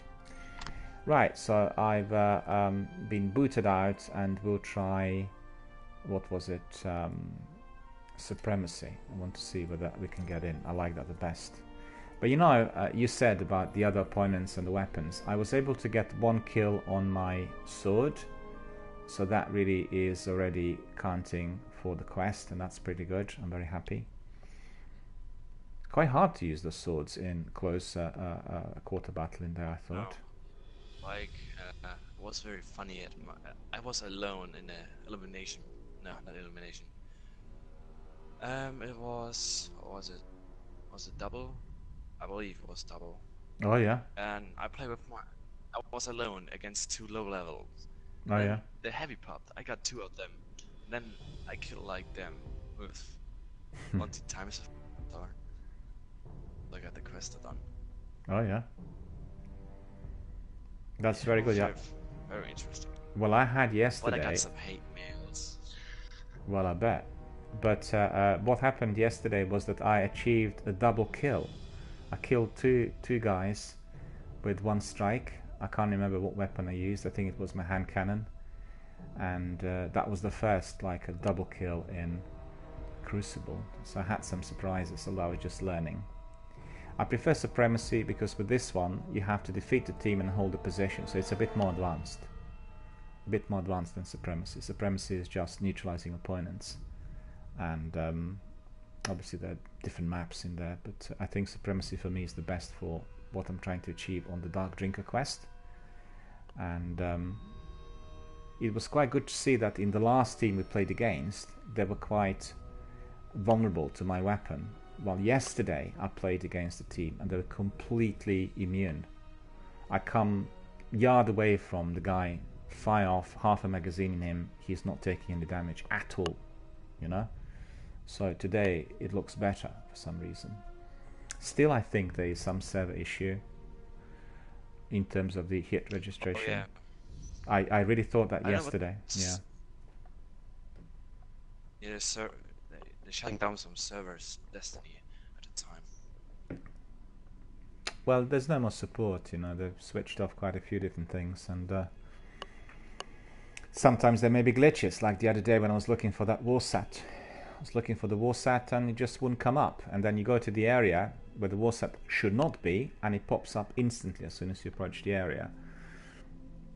Hopefully it's been reported to Bungie and they're doing something about it, but I think it is short-sighted, because the games like Destiny, Elder Scrolls, Fallout and Assassin's Creed, these are your massive blockbuster games. People are going to be doing them for months and months and years ahead, and then just switching off the technical support is the wrong thing to do. Matthias was telling us the other day his favorite game of all times is the Assassin's Creed Brotherhood multiplayer.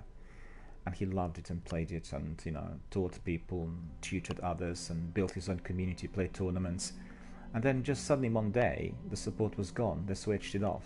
No longer accessible. It's really troubling because all the followers and community members will have some strong feelings about it. And he also said that in view of that and a few other things, he decided not to buy anything distributed or published by Ubisoft, because he thought it was completely kind of cutthroat and draconian. And I can fully understand it. It just feels like a complete rip-off at the end. You invested all of that time and money in the company, and suddenly it just disappears. You played Halo at all? Are you also a Halo gamer? Oh yeah, I played Halo once. Yeah, you know that the new remastered edition, which is going to be released on PC, will have the backward compatibility for all the other gamers from the Halo originals, on the original Xbox. So for the first time in 10 years, everybody who was basically a member of that community in the last decade will be able to join hands and do the matches together. So that's quite something, because the Halo community was asking Bungie to do that, and they said it was technically difficult for console, but they've done it now for PC, and there was quite a big piece on this. So if you're interested, just access Inside Xbox on their YouTube channel, and they talked a lot about that, and it's going to be wonderful. I'm definitely going to be there, and it's going to be really a very, very good experience, because all the old buddies from the community will be brought in. On the other hand, it is going to be significantly different, because doing it on your PC, and doing a controls and keyboard will obviously raise some challenges, probably be better and more precise in terms of aiming and various other things. But I guess bringing back the community together was the main thing, and that's really absolutely awesome. So there's always hope for certain games. It can be brought back, but it is all down to interest. Destiny never shut down. No, I don't think they will. In fact, I believe that Destiny 1 will be rehashed and revitalized in the near future, because still today you get many people who are grinding Destiny 2 seasons, and they will tell you we still prefer Destiny 1. So I had an article sent yesterday that indicated, as they divorced from Activision, they are working on Destiny 3, which in fact will be much closer to the original game, but also the merger of some RPG elements, and have taken all the community views very seriously on board. So I think there is definitely hope, and I think they will probably be looking at maybe a new format, which also Destiny 1 could have seasons and a merger of the two worlds, so you have like a one big entity and everything happening from within it. That's the idea. I heard like they want to bring Osiris back. That's correct, yeah. That was the rumor that I've heard as well. They want to do it in the summer holidays or something, like in the summer. They want to bring it back. Yeah, they said that is going to be one of them. I hope it's coming back, because like I still have the bounties, because I know some of them stand in front. Perfect. Bravo. That's right. I hope I have bad connection.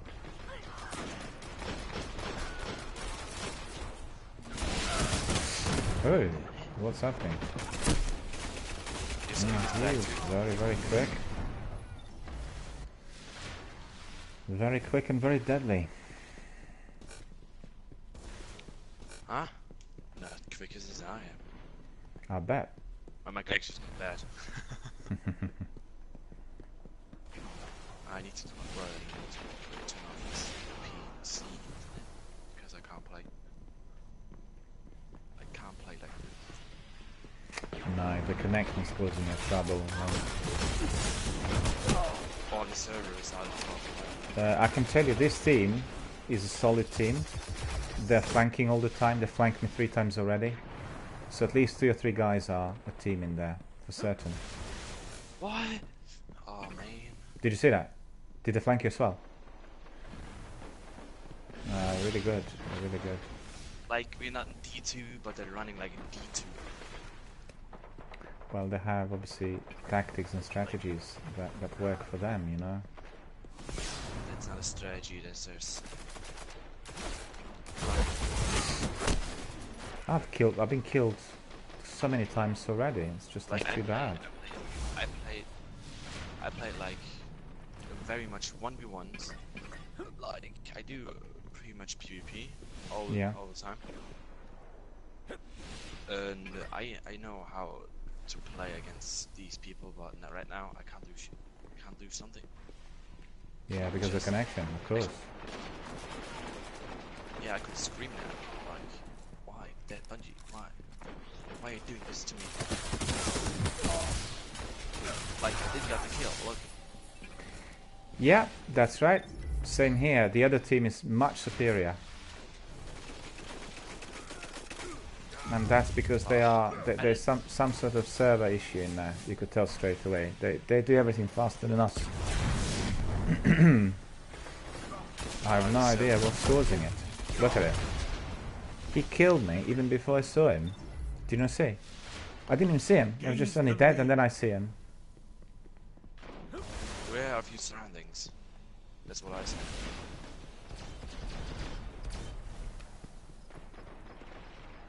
No! Look! Look! He wasn't shooting me, but I'm there. And you were there, yeah. Yeah. What do you do against something?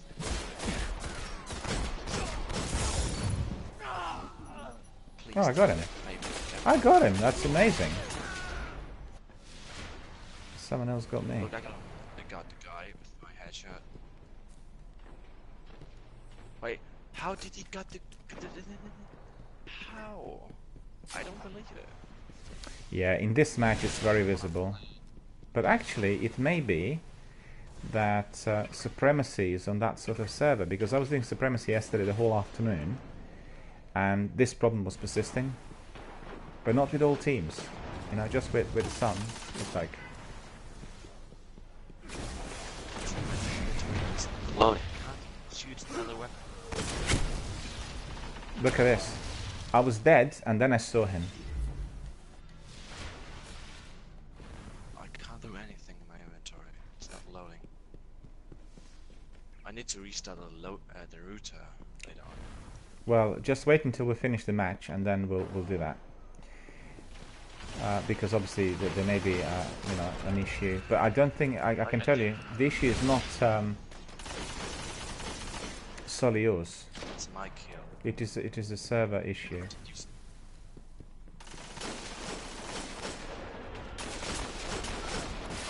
Like now my connection. Wow, look at this. A little nothing better.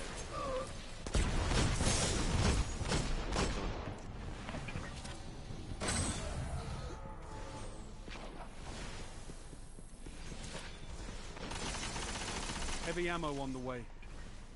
Yeah, where is heavy ammunition? Get the heavy. Get the heavy. Where is it? Oh yeah, got it. Got it.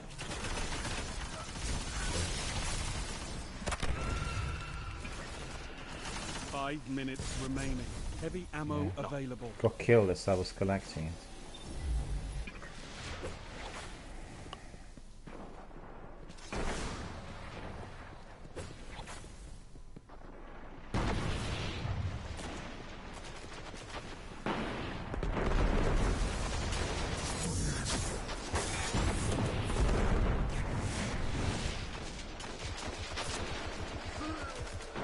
No, I can't believe it. I don't. Oh, thank God. I didn't even see where he was. And also, you see, He was upstairs. yeah, the guy that killed me now, he used melee with his knife, right? And it was one whack, and I was dead. And I used 3 on him, and he was suffering some damage. Oh yeah. Do you know what I mean? And if we are exactly the same, then evidently he has some advantage somewhere.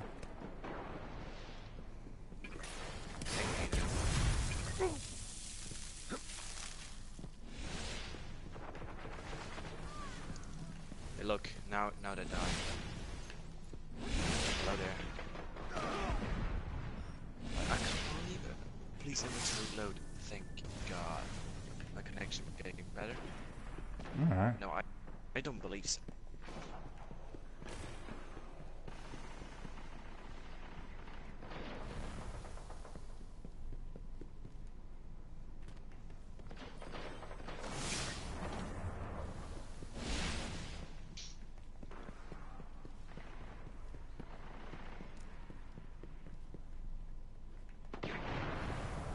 Yeah, this is quite a big map, isn't it? It's like lots of different areas where people can hide.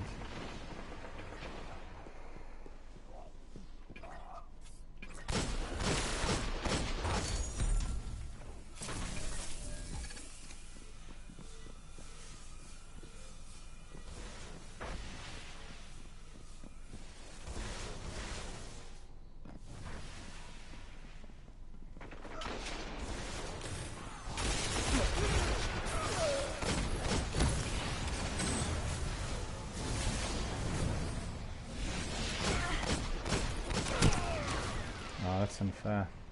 I was invisible. He still killed me.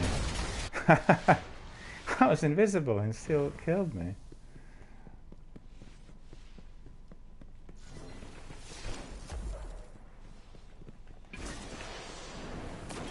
Captain Jack's here. Hello, Captain Jack. How's it going?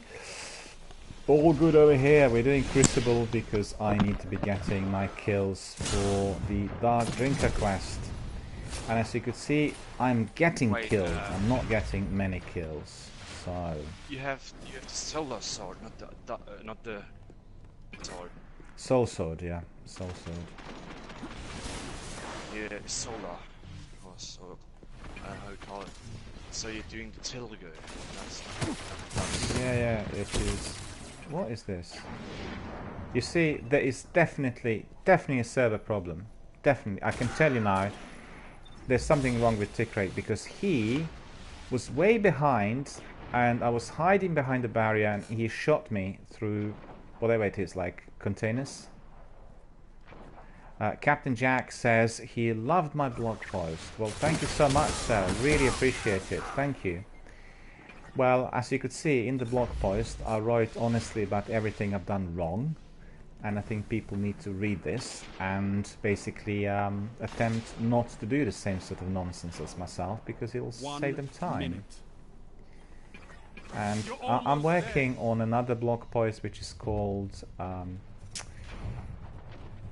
Destiny Bungie's Masterpiece, and basically could be also read as the history of Destiny. I'm working on that at the moment, and that is going to have all the details on the history of this wonderful shooter, all the trivia, all the everything, you know, and that will be out within the next day or two. 30 seconds and counting. So once it's out, I will let you know.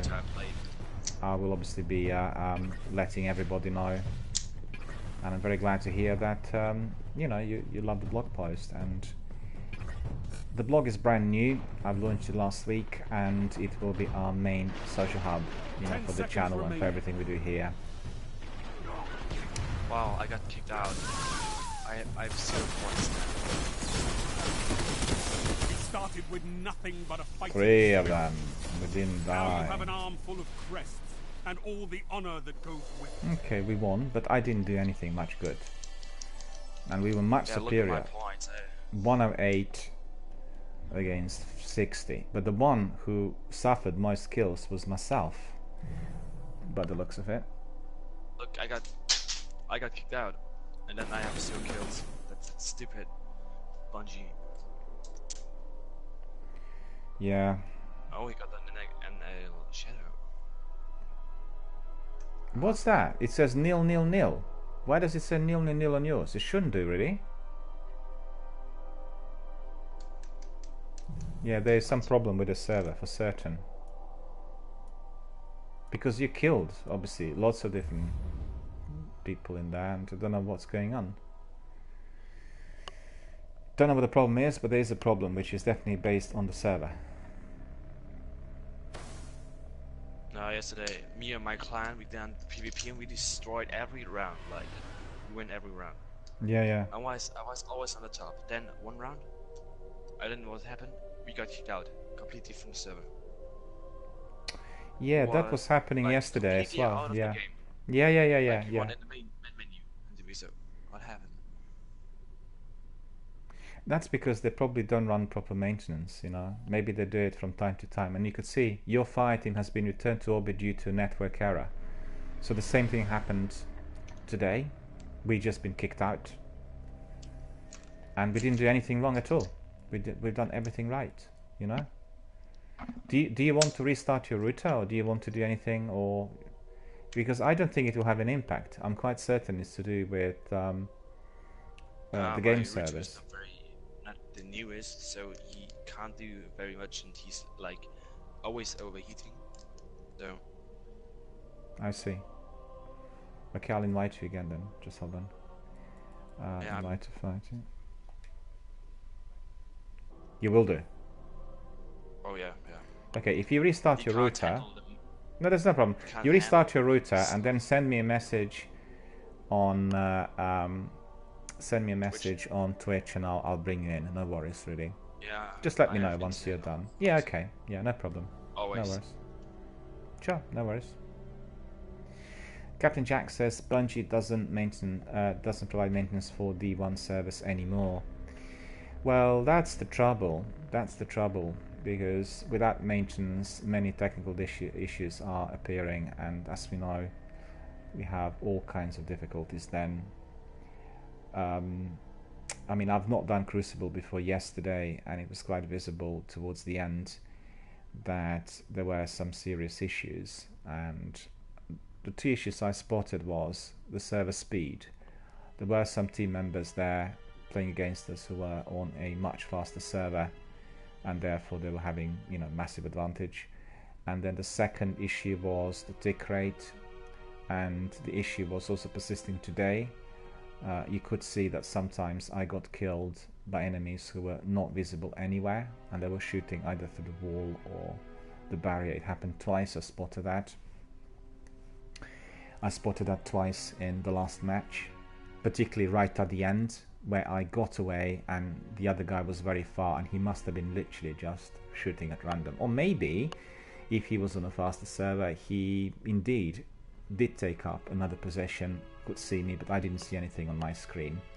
And Captain Jack says, well, Bungie just simply couldn't care less about Destiny 1, and Season of the Drifter is where the money is at the moment.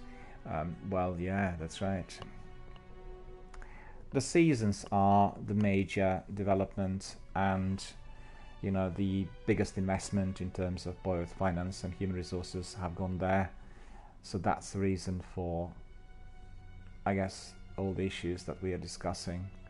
I personally think, and we talked about this during this week extensively on many of my broadcasts, for the games like Assassin's Creed and Fallout and, you know, Destiny and any other big open world game, it is beyond ridiculous to be switching off the servers, because you have massive communities of gamers who are accessing the game and playing it. And, you know, I mean, I do understand it's all about finance, and the latest services do have to be serviced, and, you know, people are accessing them more due to the marketing campaigns compared to the old ones. But all these games do have a, you know, long-term shelf life. There's longevity in them, and then discontinuing the service is just causing a huge amount of dissatisfaction, discontent.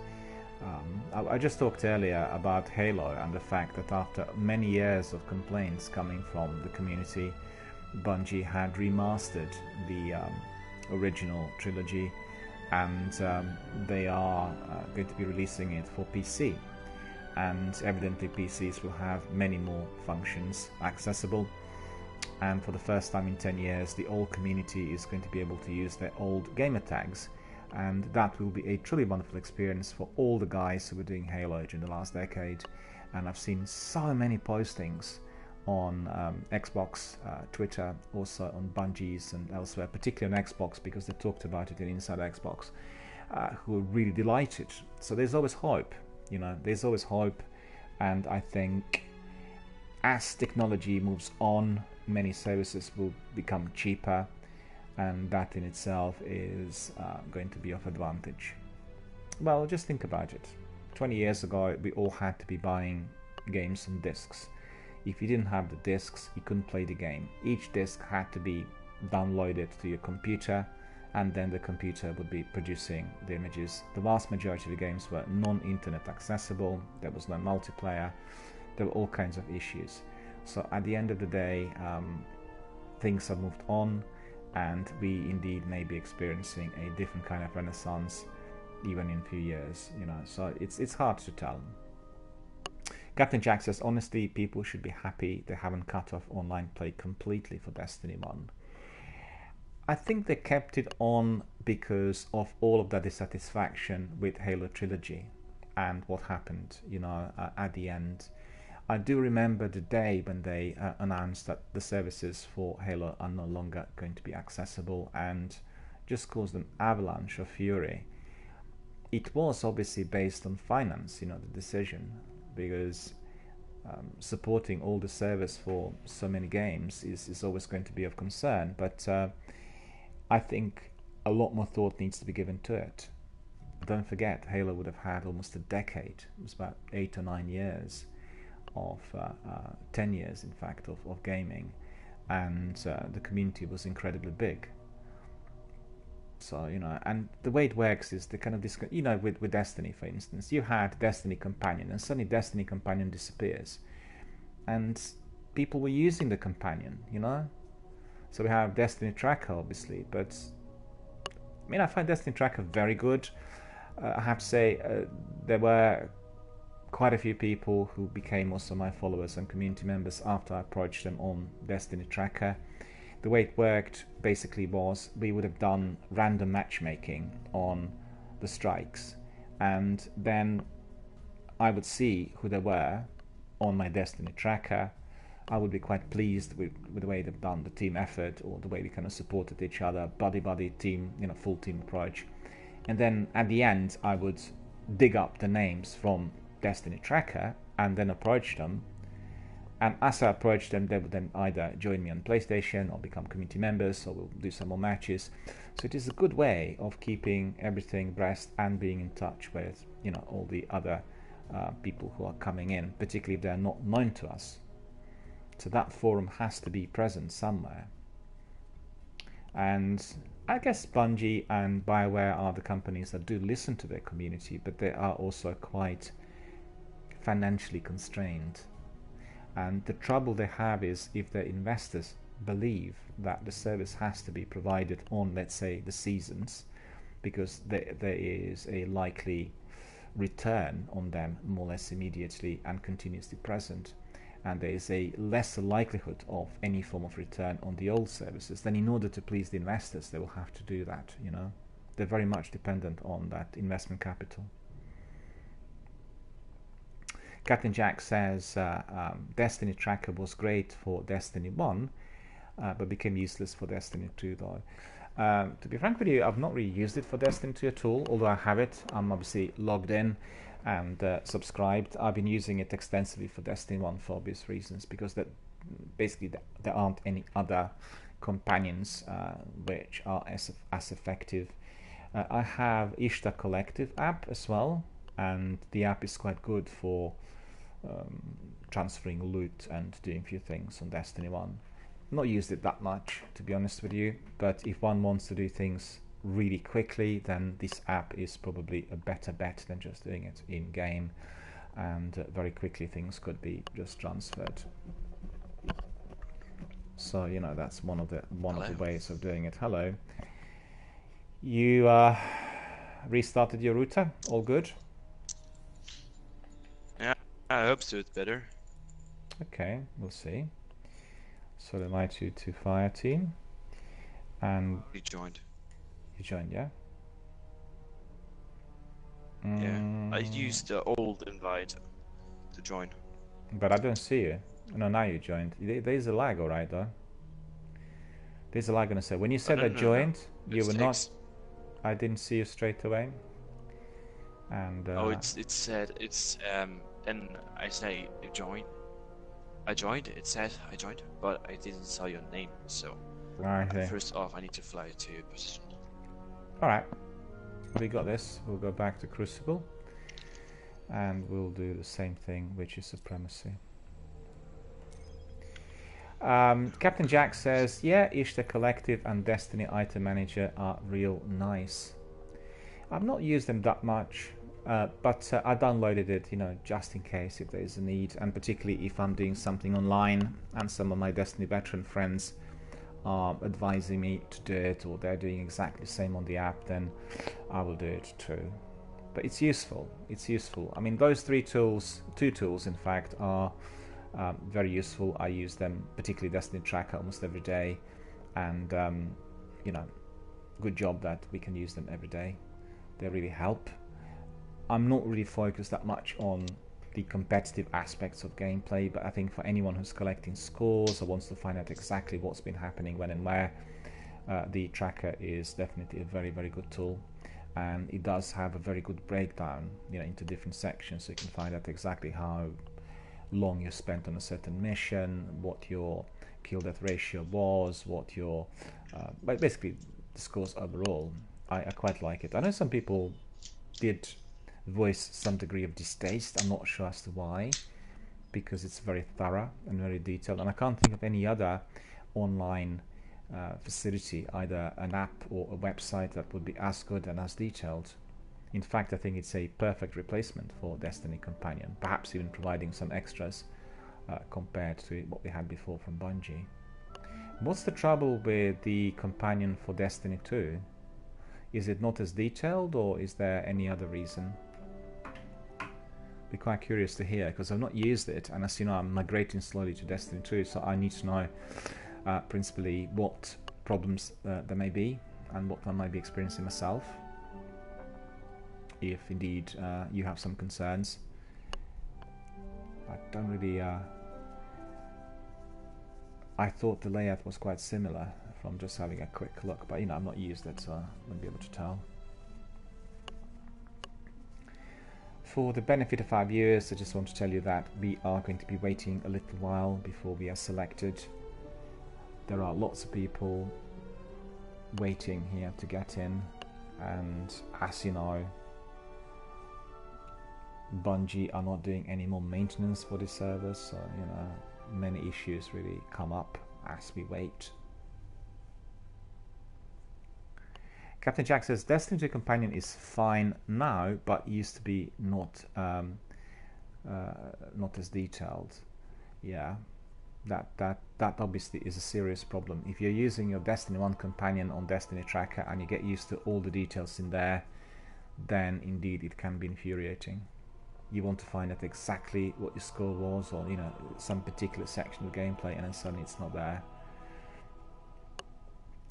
I have to say, it did take me a bit of time reacquainting with Destiny 2. I spent a few days just looking at the inventory and the menus. They're so significantly different to Destiny 1. So if you have your Destiny 1 hat on, or you know, your mindset switched on, you know, everything that happens here, it does take a bit of time. But there are some things on that inventory that I quite like for instance the shaders, which are sort of kept separately, and various other items. I think it is a good idea. You can use many more things separately in Destiny 2 compared to Destiny 1, like when you're discarding weapons and dismantling and all that. You know, I think it has its own advantages, but it's different. So you know, if anyone spent 1,000 or 2,000 hours on Destiny 1, evidently once migrating to Destiny 2 they'll have some concerns, because it does feel different. It's the in-game mechanics more than anything else. The world is similar, you know, the character, the way he does things is very similar. I quite like the visuals, and I think the new engine they used for animation is much superior. But then on the other hand, if people like the old style graphic novel appearance, then again they might say, well, comes across as a bit too polished or something, you know, hard to tell. I love it. I can't say that I have any major issues with Destiny 2 so far. The only issue was that discrepancy on the inventory and the menu. That was the first thing that really would absolutely can mean that something has been massively enhanced as well. But to tell you the truth, very frequently it's the other way around. And for these massive online multi-Destiny, as a rookie, you're just looking at your kills, your FPS stuff. Then you're learning about how to infuse weapons, you're learning about the strength, you're learning about how to use consumables, how to apply them to certain missions, to certain activities, you learn about where you can get materials. So it's like a 10-tier learning curve. And if you change that and it becomes significantly different, well, that is going to be a problem. And I think that was a bit of a problem with Destiny 2. The learning curve is somewhat different compared to Destiny 1, you know, when you're doing certain things. But I think once you adjust, once you find out how things work, then it is okay. I still have to go and do the seasons, you know, so I'm not really equipped with my knowledge and skill to tell exactly anything about them. But as far as the base game is concerned and everything related, I have a very, very good knowledge. I like the fact that they brought in more of the RPG element to Destiny 2. That was definitely something I favoured. and lots of other, very good in Destiny 1. I personally didn't find it that way. I found it to be quite well integrated. It was nicely blending. A bit more dialogue. And it was easier to follow the story. It wasn't as fragmented. Rusted Lands, Eastern Flood Zone on Earth is going to be the map for our next Crucible match. To remind our viewers as to why I'm here, the reason is quite simple. I need to collect 25 Guardian kills with my Soul Sword in order to progress.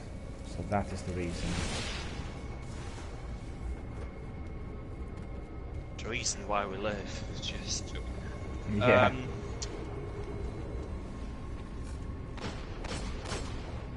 Well, to be truthful, doing Crucible at the moment is kind of twofold.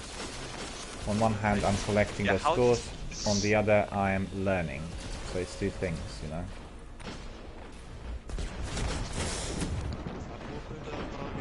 Been cornered.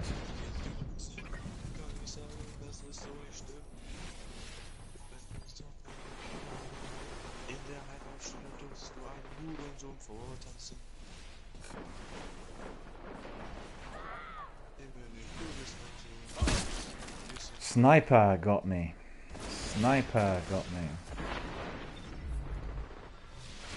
No, not anymore, because he's dead. You got him. Okay. Oh yeah, I got him. Like the other one. That's good, that's good. Gained the lead. Wait, he's not dead. Yeah. He's dead. Yeah, but you know what I'm talking about.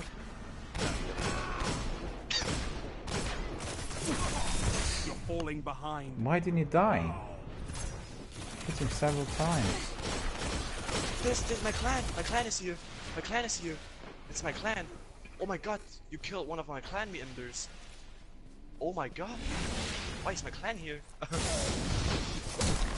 No. This is your clan, is it? Well, too bad. Yeah. They will have to die if you're playing against them. Only one of my members is there. Okay. Only one of the members. Captain Jack says he did die eventually. Your smoke killed him. So I'm relieved to hear that. I was a bit annoyed that he didn't die instantly, but there you go. Oh, the smoke only do 8 damage. When they stand in the smoke, they do like 4. Their honor is shattered. Well, I'm getting some kills, which is good. Oh, I think she's angry. My clan member, because she's trying to kill me. Well. We are not ready for scrap either.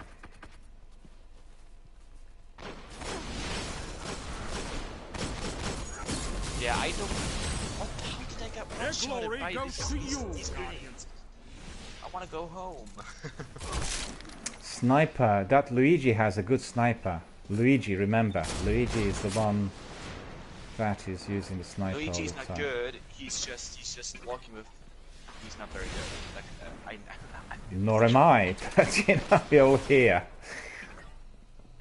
I killed him like 20 times now. But I need to get my overpower weapon because I can't.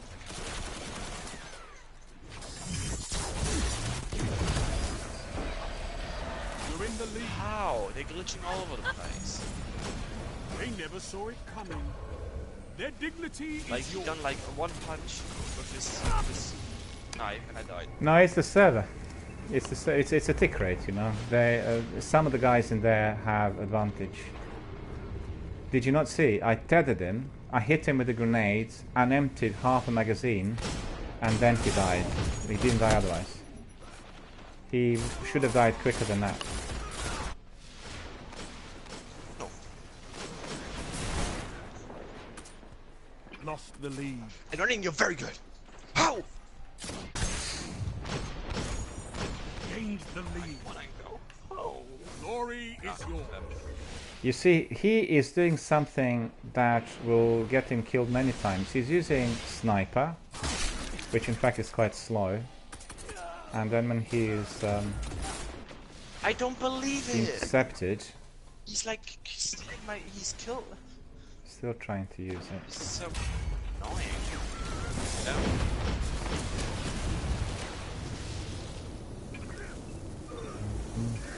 Heavy ammo inbound.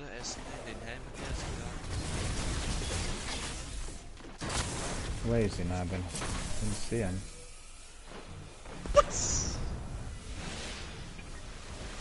Heavy ammo available. Mine now. 5 minutes remaining. Yeah, he killed me. It's actually quite good. I mean, he is a good shot. That leads you with sniper, you know. He's hiding. His tactics are not, I guess, ideal for battle royale.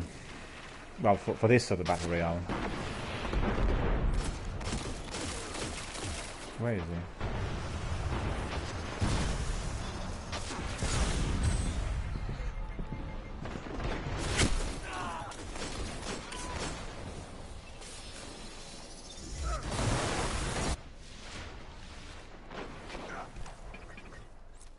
Yeah, fuck that.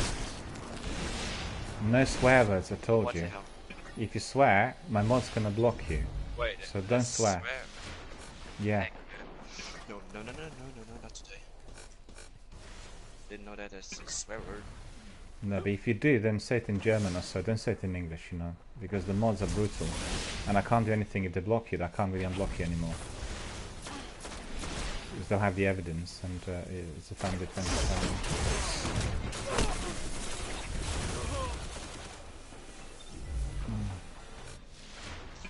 I didn't know that. That's a swear word. Well, like,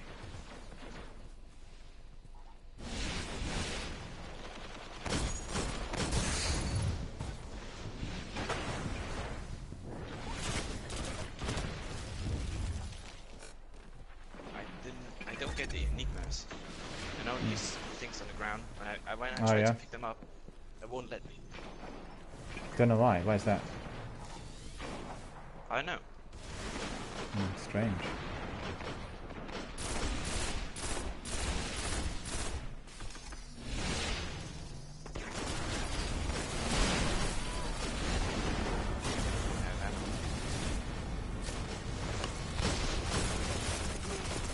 Oh, he's gone. Okay. Victory imminent. That's interesting. I don't like because there's a try how hard it is.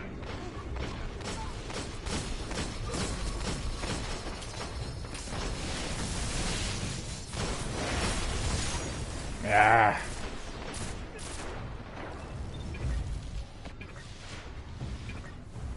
Believe it.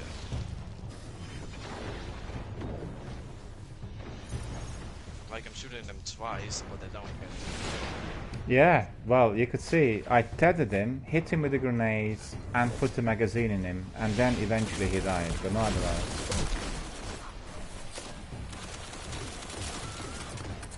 Oh, he changed the weapon now, Luigi. I got 2 killed. In 2 times. Okay. But I died. That's not very good. Well, we all die, so no way of evading it.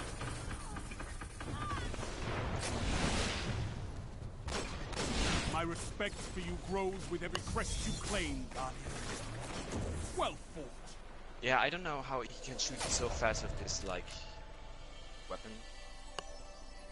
We win or yeah, we lose. Which one? Who was shooting very fast? One of the characters in there. One of the opponents. Yeah, no land beyond. Yeah.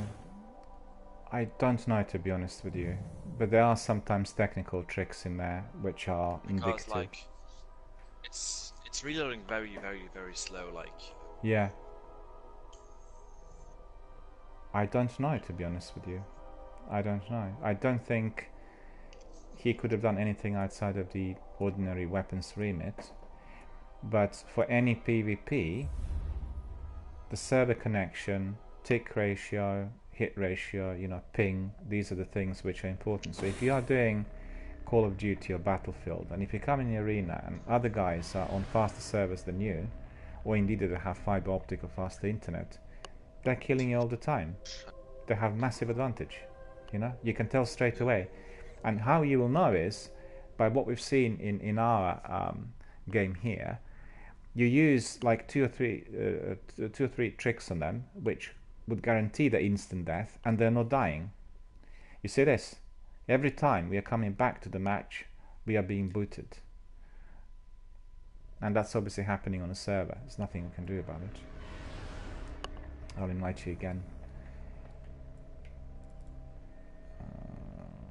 Happening all the time, unfortunately.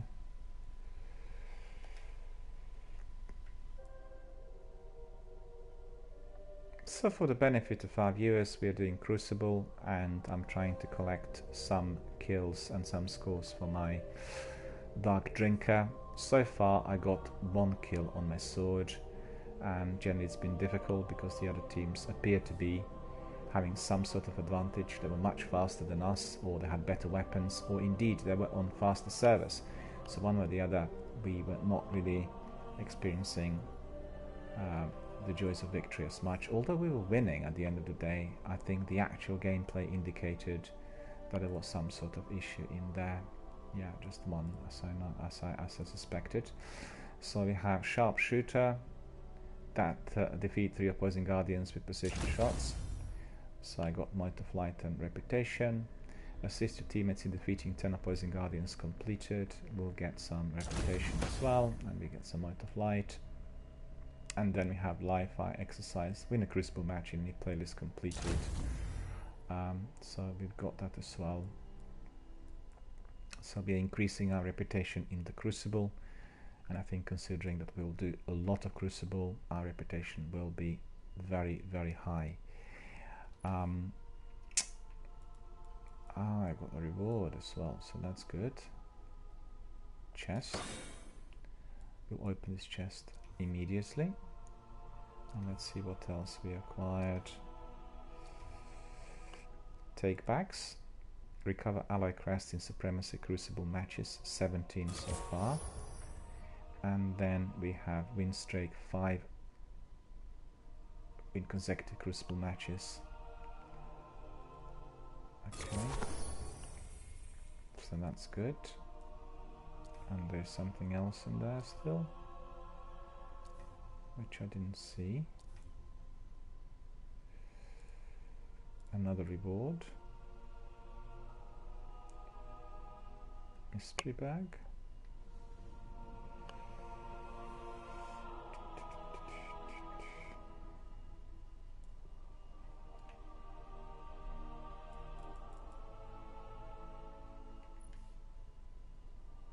Guaranteed items. Days of Iron, Days of Iron, Days of Iron. So let's see. 340, 340, 340. I guess we can put these ones in the vault if need be. But quite frankly, what will this one have? Yeah, I need to examine it and to put this in the vault, but not at the moment. And I'll have some more on my soft ballistics, smart drift control, less recoil, more recoil. So we'll have soft ballistics. A lot of wolves needs to have lots of those enabled. And what else do we have? Arc Edge, Void Edge.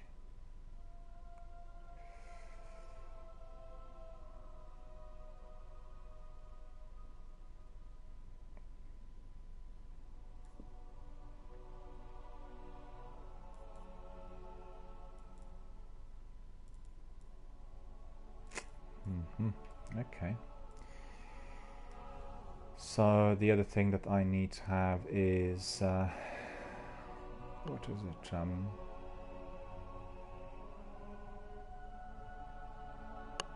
The book.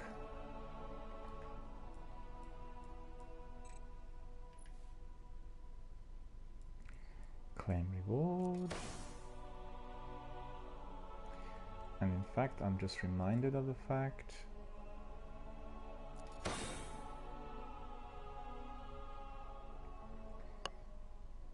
some other rewards in there, by the looks of it.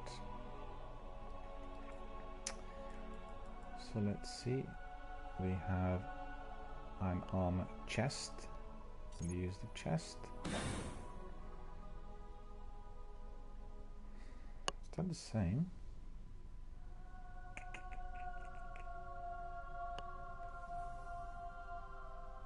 Quite curious to see if these are the same.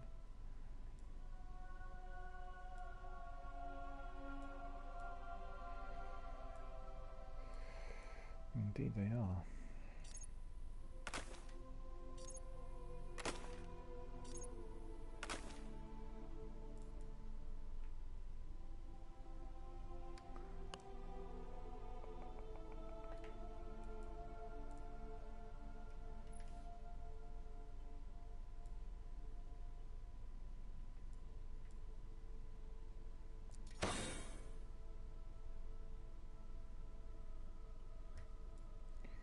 So it looks like I have lots of different chests in there. For some reason I didn't see them early on. And inventory. Okay, so I go back to character. Get the arms. So it's the same sort of thing for various characters. Okay. And then all this will go back.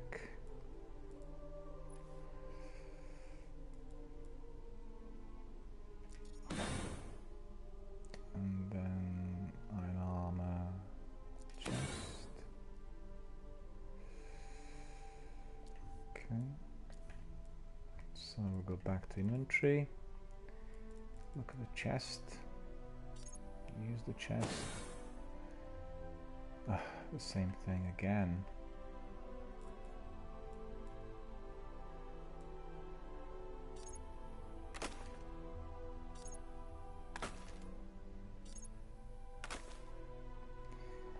Back to progress.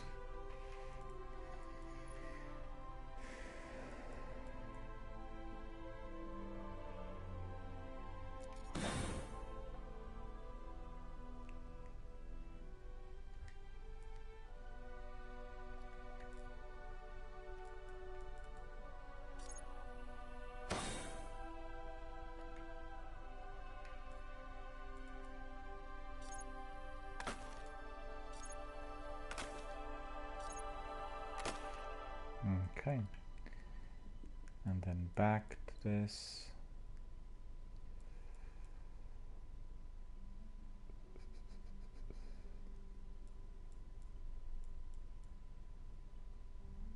Arms, legs.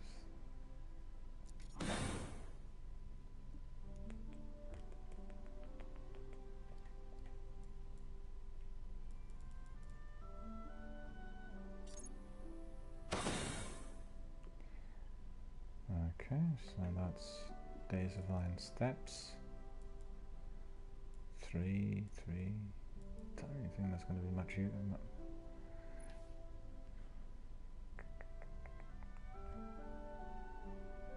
No, we'll put them in the vault maybe. And I think I'm not going to bother anymore with this.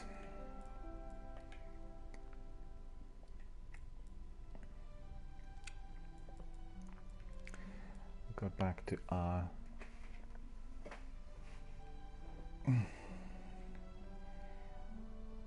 book. So we have arms, legs, shell, chest. All of that has been completed.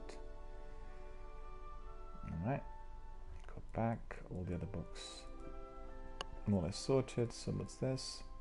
Match is complete. Primary kills, skill credits, crash denied. Exercise your skills in the supremacy match type. Defeat 3 opposing guardians with special weapons. Exercise your skills in control match type. Okay. So this bounty is for control, the other one is for supremacy. We'll do supremacy yet again. And let me just think if there's anything else that I need to do. There is. We'll have inventory. And we have some Crucible bounties. Increases Crucible reputation rewards from Crucible matches for unit fighting for 2 hours. Increased Vanguard reputation rewards from Strike playlist. Okay, so that's the Crucible one that I need to use. See if there's anything else for Crucible. Rim of Rahul.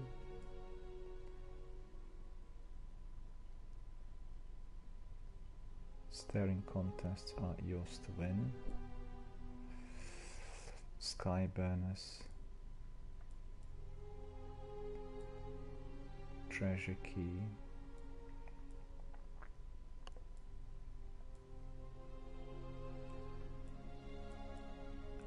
Just one skeleton key I have.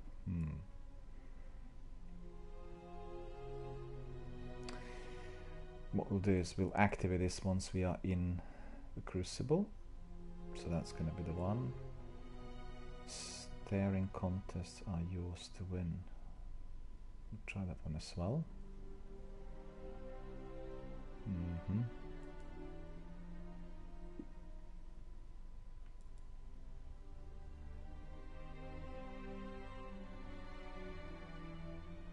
Okay. Right, I'll have a biscuit, I have my hot drink, and then we'll carry on.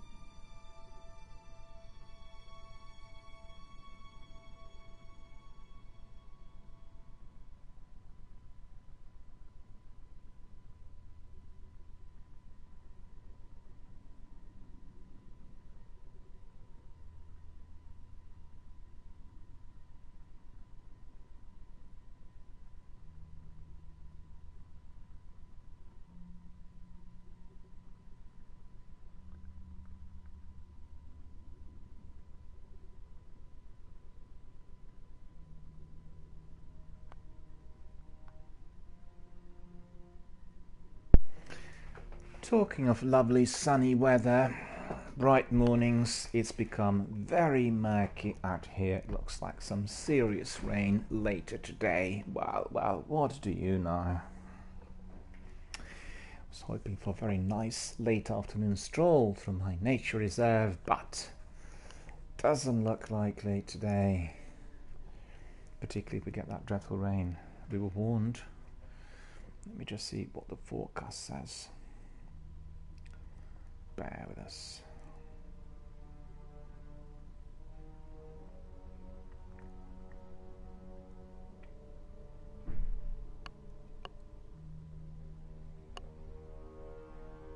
Showery weather on Monday until Tuesday afternoon, so you can expect lots of showers.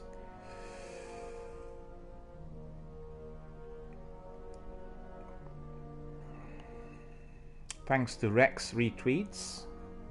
Thank you for supporting my blog, and thank you for supporting my channel as well. Really appreciate it. Thank you for that. Also, I thank Harkshaw, Weasel Base, Warner Springer, Lilithy, Cat Claws, Pete J, Skackle, Hot TV, Grow Your Channel, Randomosity. Thank you guys, thank you for supporting my channel, thank you for all of your tender loving care. All of it is much appreciated. Thank you for that. Let me just see, quite curious to see some of the other news. Yeah, I think lots of people are reading my blog, which is quite good. And we have some tender loving care on display here from various community members. Thank you guys. I'll say it again. I thank Harkshaw and Weasel Base. I thank Rex Retweets, Warren Springer, Lilithy, Cat Claws, Pete J, Skackle, Hot TV, Grow Your Channel, Randomosity TV, K40 Gaming, Weasel Base, Miss Alleycat, and Randomosity again. Thank you guys for liking my postings and thank you for reading my blog. Really appreciate it. As you know, I truly treasure all of our community content and indeed the support received from you all. This channel will shortly celebrate 6 months in existence. This is going to be at the beginning of April. And once I do that, I'll have to consider how to celebrate with my community, what to do. There has to be something special. Maybe we'll run a small competition or something. If you have any ideas, then email me, text me, let me know. I have some ideas already. It doesn't have to be on its sort of 6 months to date. Can be in April, but certainly we are going to be doing something a little bit special for us all, to have a kind of a party environment, and it will probably have to be Destiny based or Destiny related. We'll work something out. Maybe we'll do, well, no, I'm just thinking aloud. I've not even considered the options. Okay, so we are back to Crucible. Well, in fact, what we can do is we can do some decoding and then we'll go back to Crucible.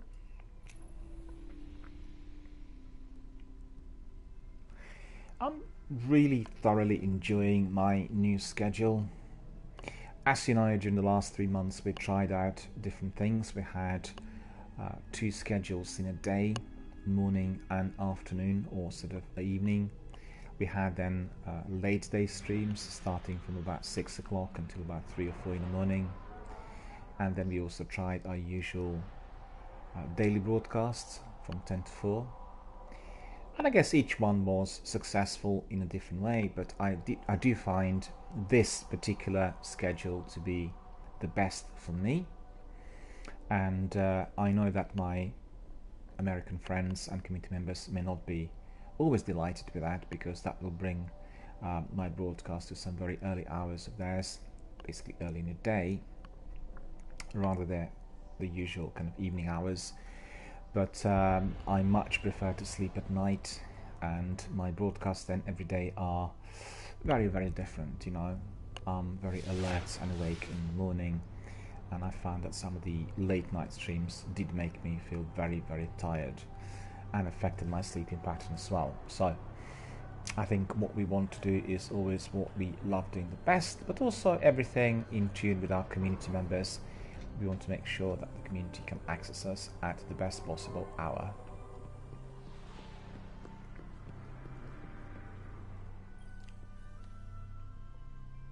Underway. Swords of Dawn. So we'll do a bit of cleaning up in here. Let me see. Blessing of Momentum. I don't really like that one too much. And what we'll do is we'll take Swords of Dawn. Check, check, check. And as we got it, we are instantly going to be equipping it as well. Swords of Dawn. And the reason for that is simple. We are trying to polish up the skill, knowledge and experience in our swords. We are doing the quest for our Dark Drinker. So this is going to be nicely prominently displayed here. And we absolutely and definitely want to have our Swords of Dawn presently on display. And even more so, very prominently. What sort of perks does this shell have? Relic Iron, increase intellect. We'll do some storage business very, very shortly. We'll go to Master Rahul. What have you found, Hunter? I have some very interesting findings for you, sir. Will you proceed, please? Wear it well. Sign a lamprey. Takanami Ranger. Careful. But these ones are easily discarded. These are not going to be of any benefit. 385. And this one 385 as well. Okay, so we'll go back to the vault and we will stick some of those items in there. So for instance, not enough space.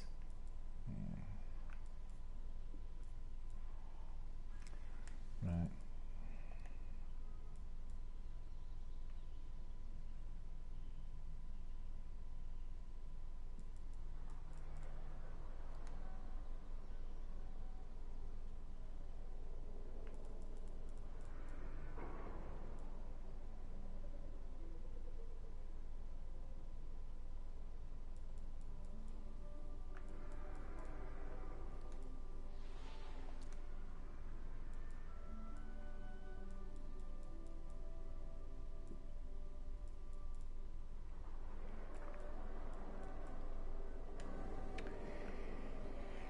Well, I have to spend some time really clearing up, and I have no time at the moment for this, so we are going to be making some quick cleanup in here.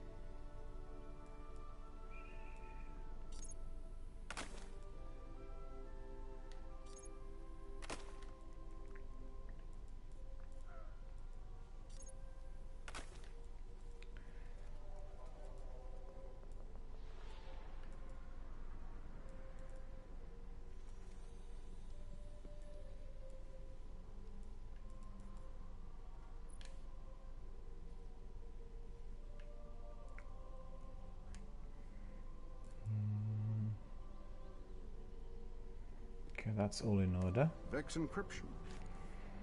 And we need to get some more bounties in there, I think.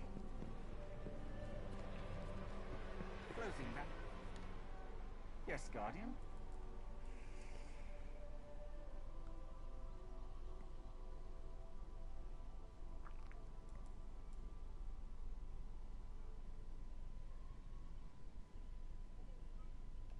Confirmed. The other ones are not going to do anything. Retrieval mission.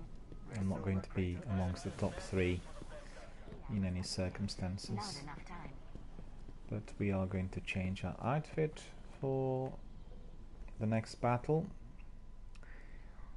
So let me see, we'll go to the shaders and we'll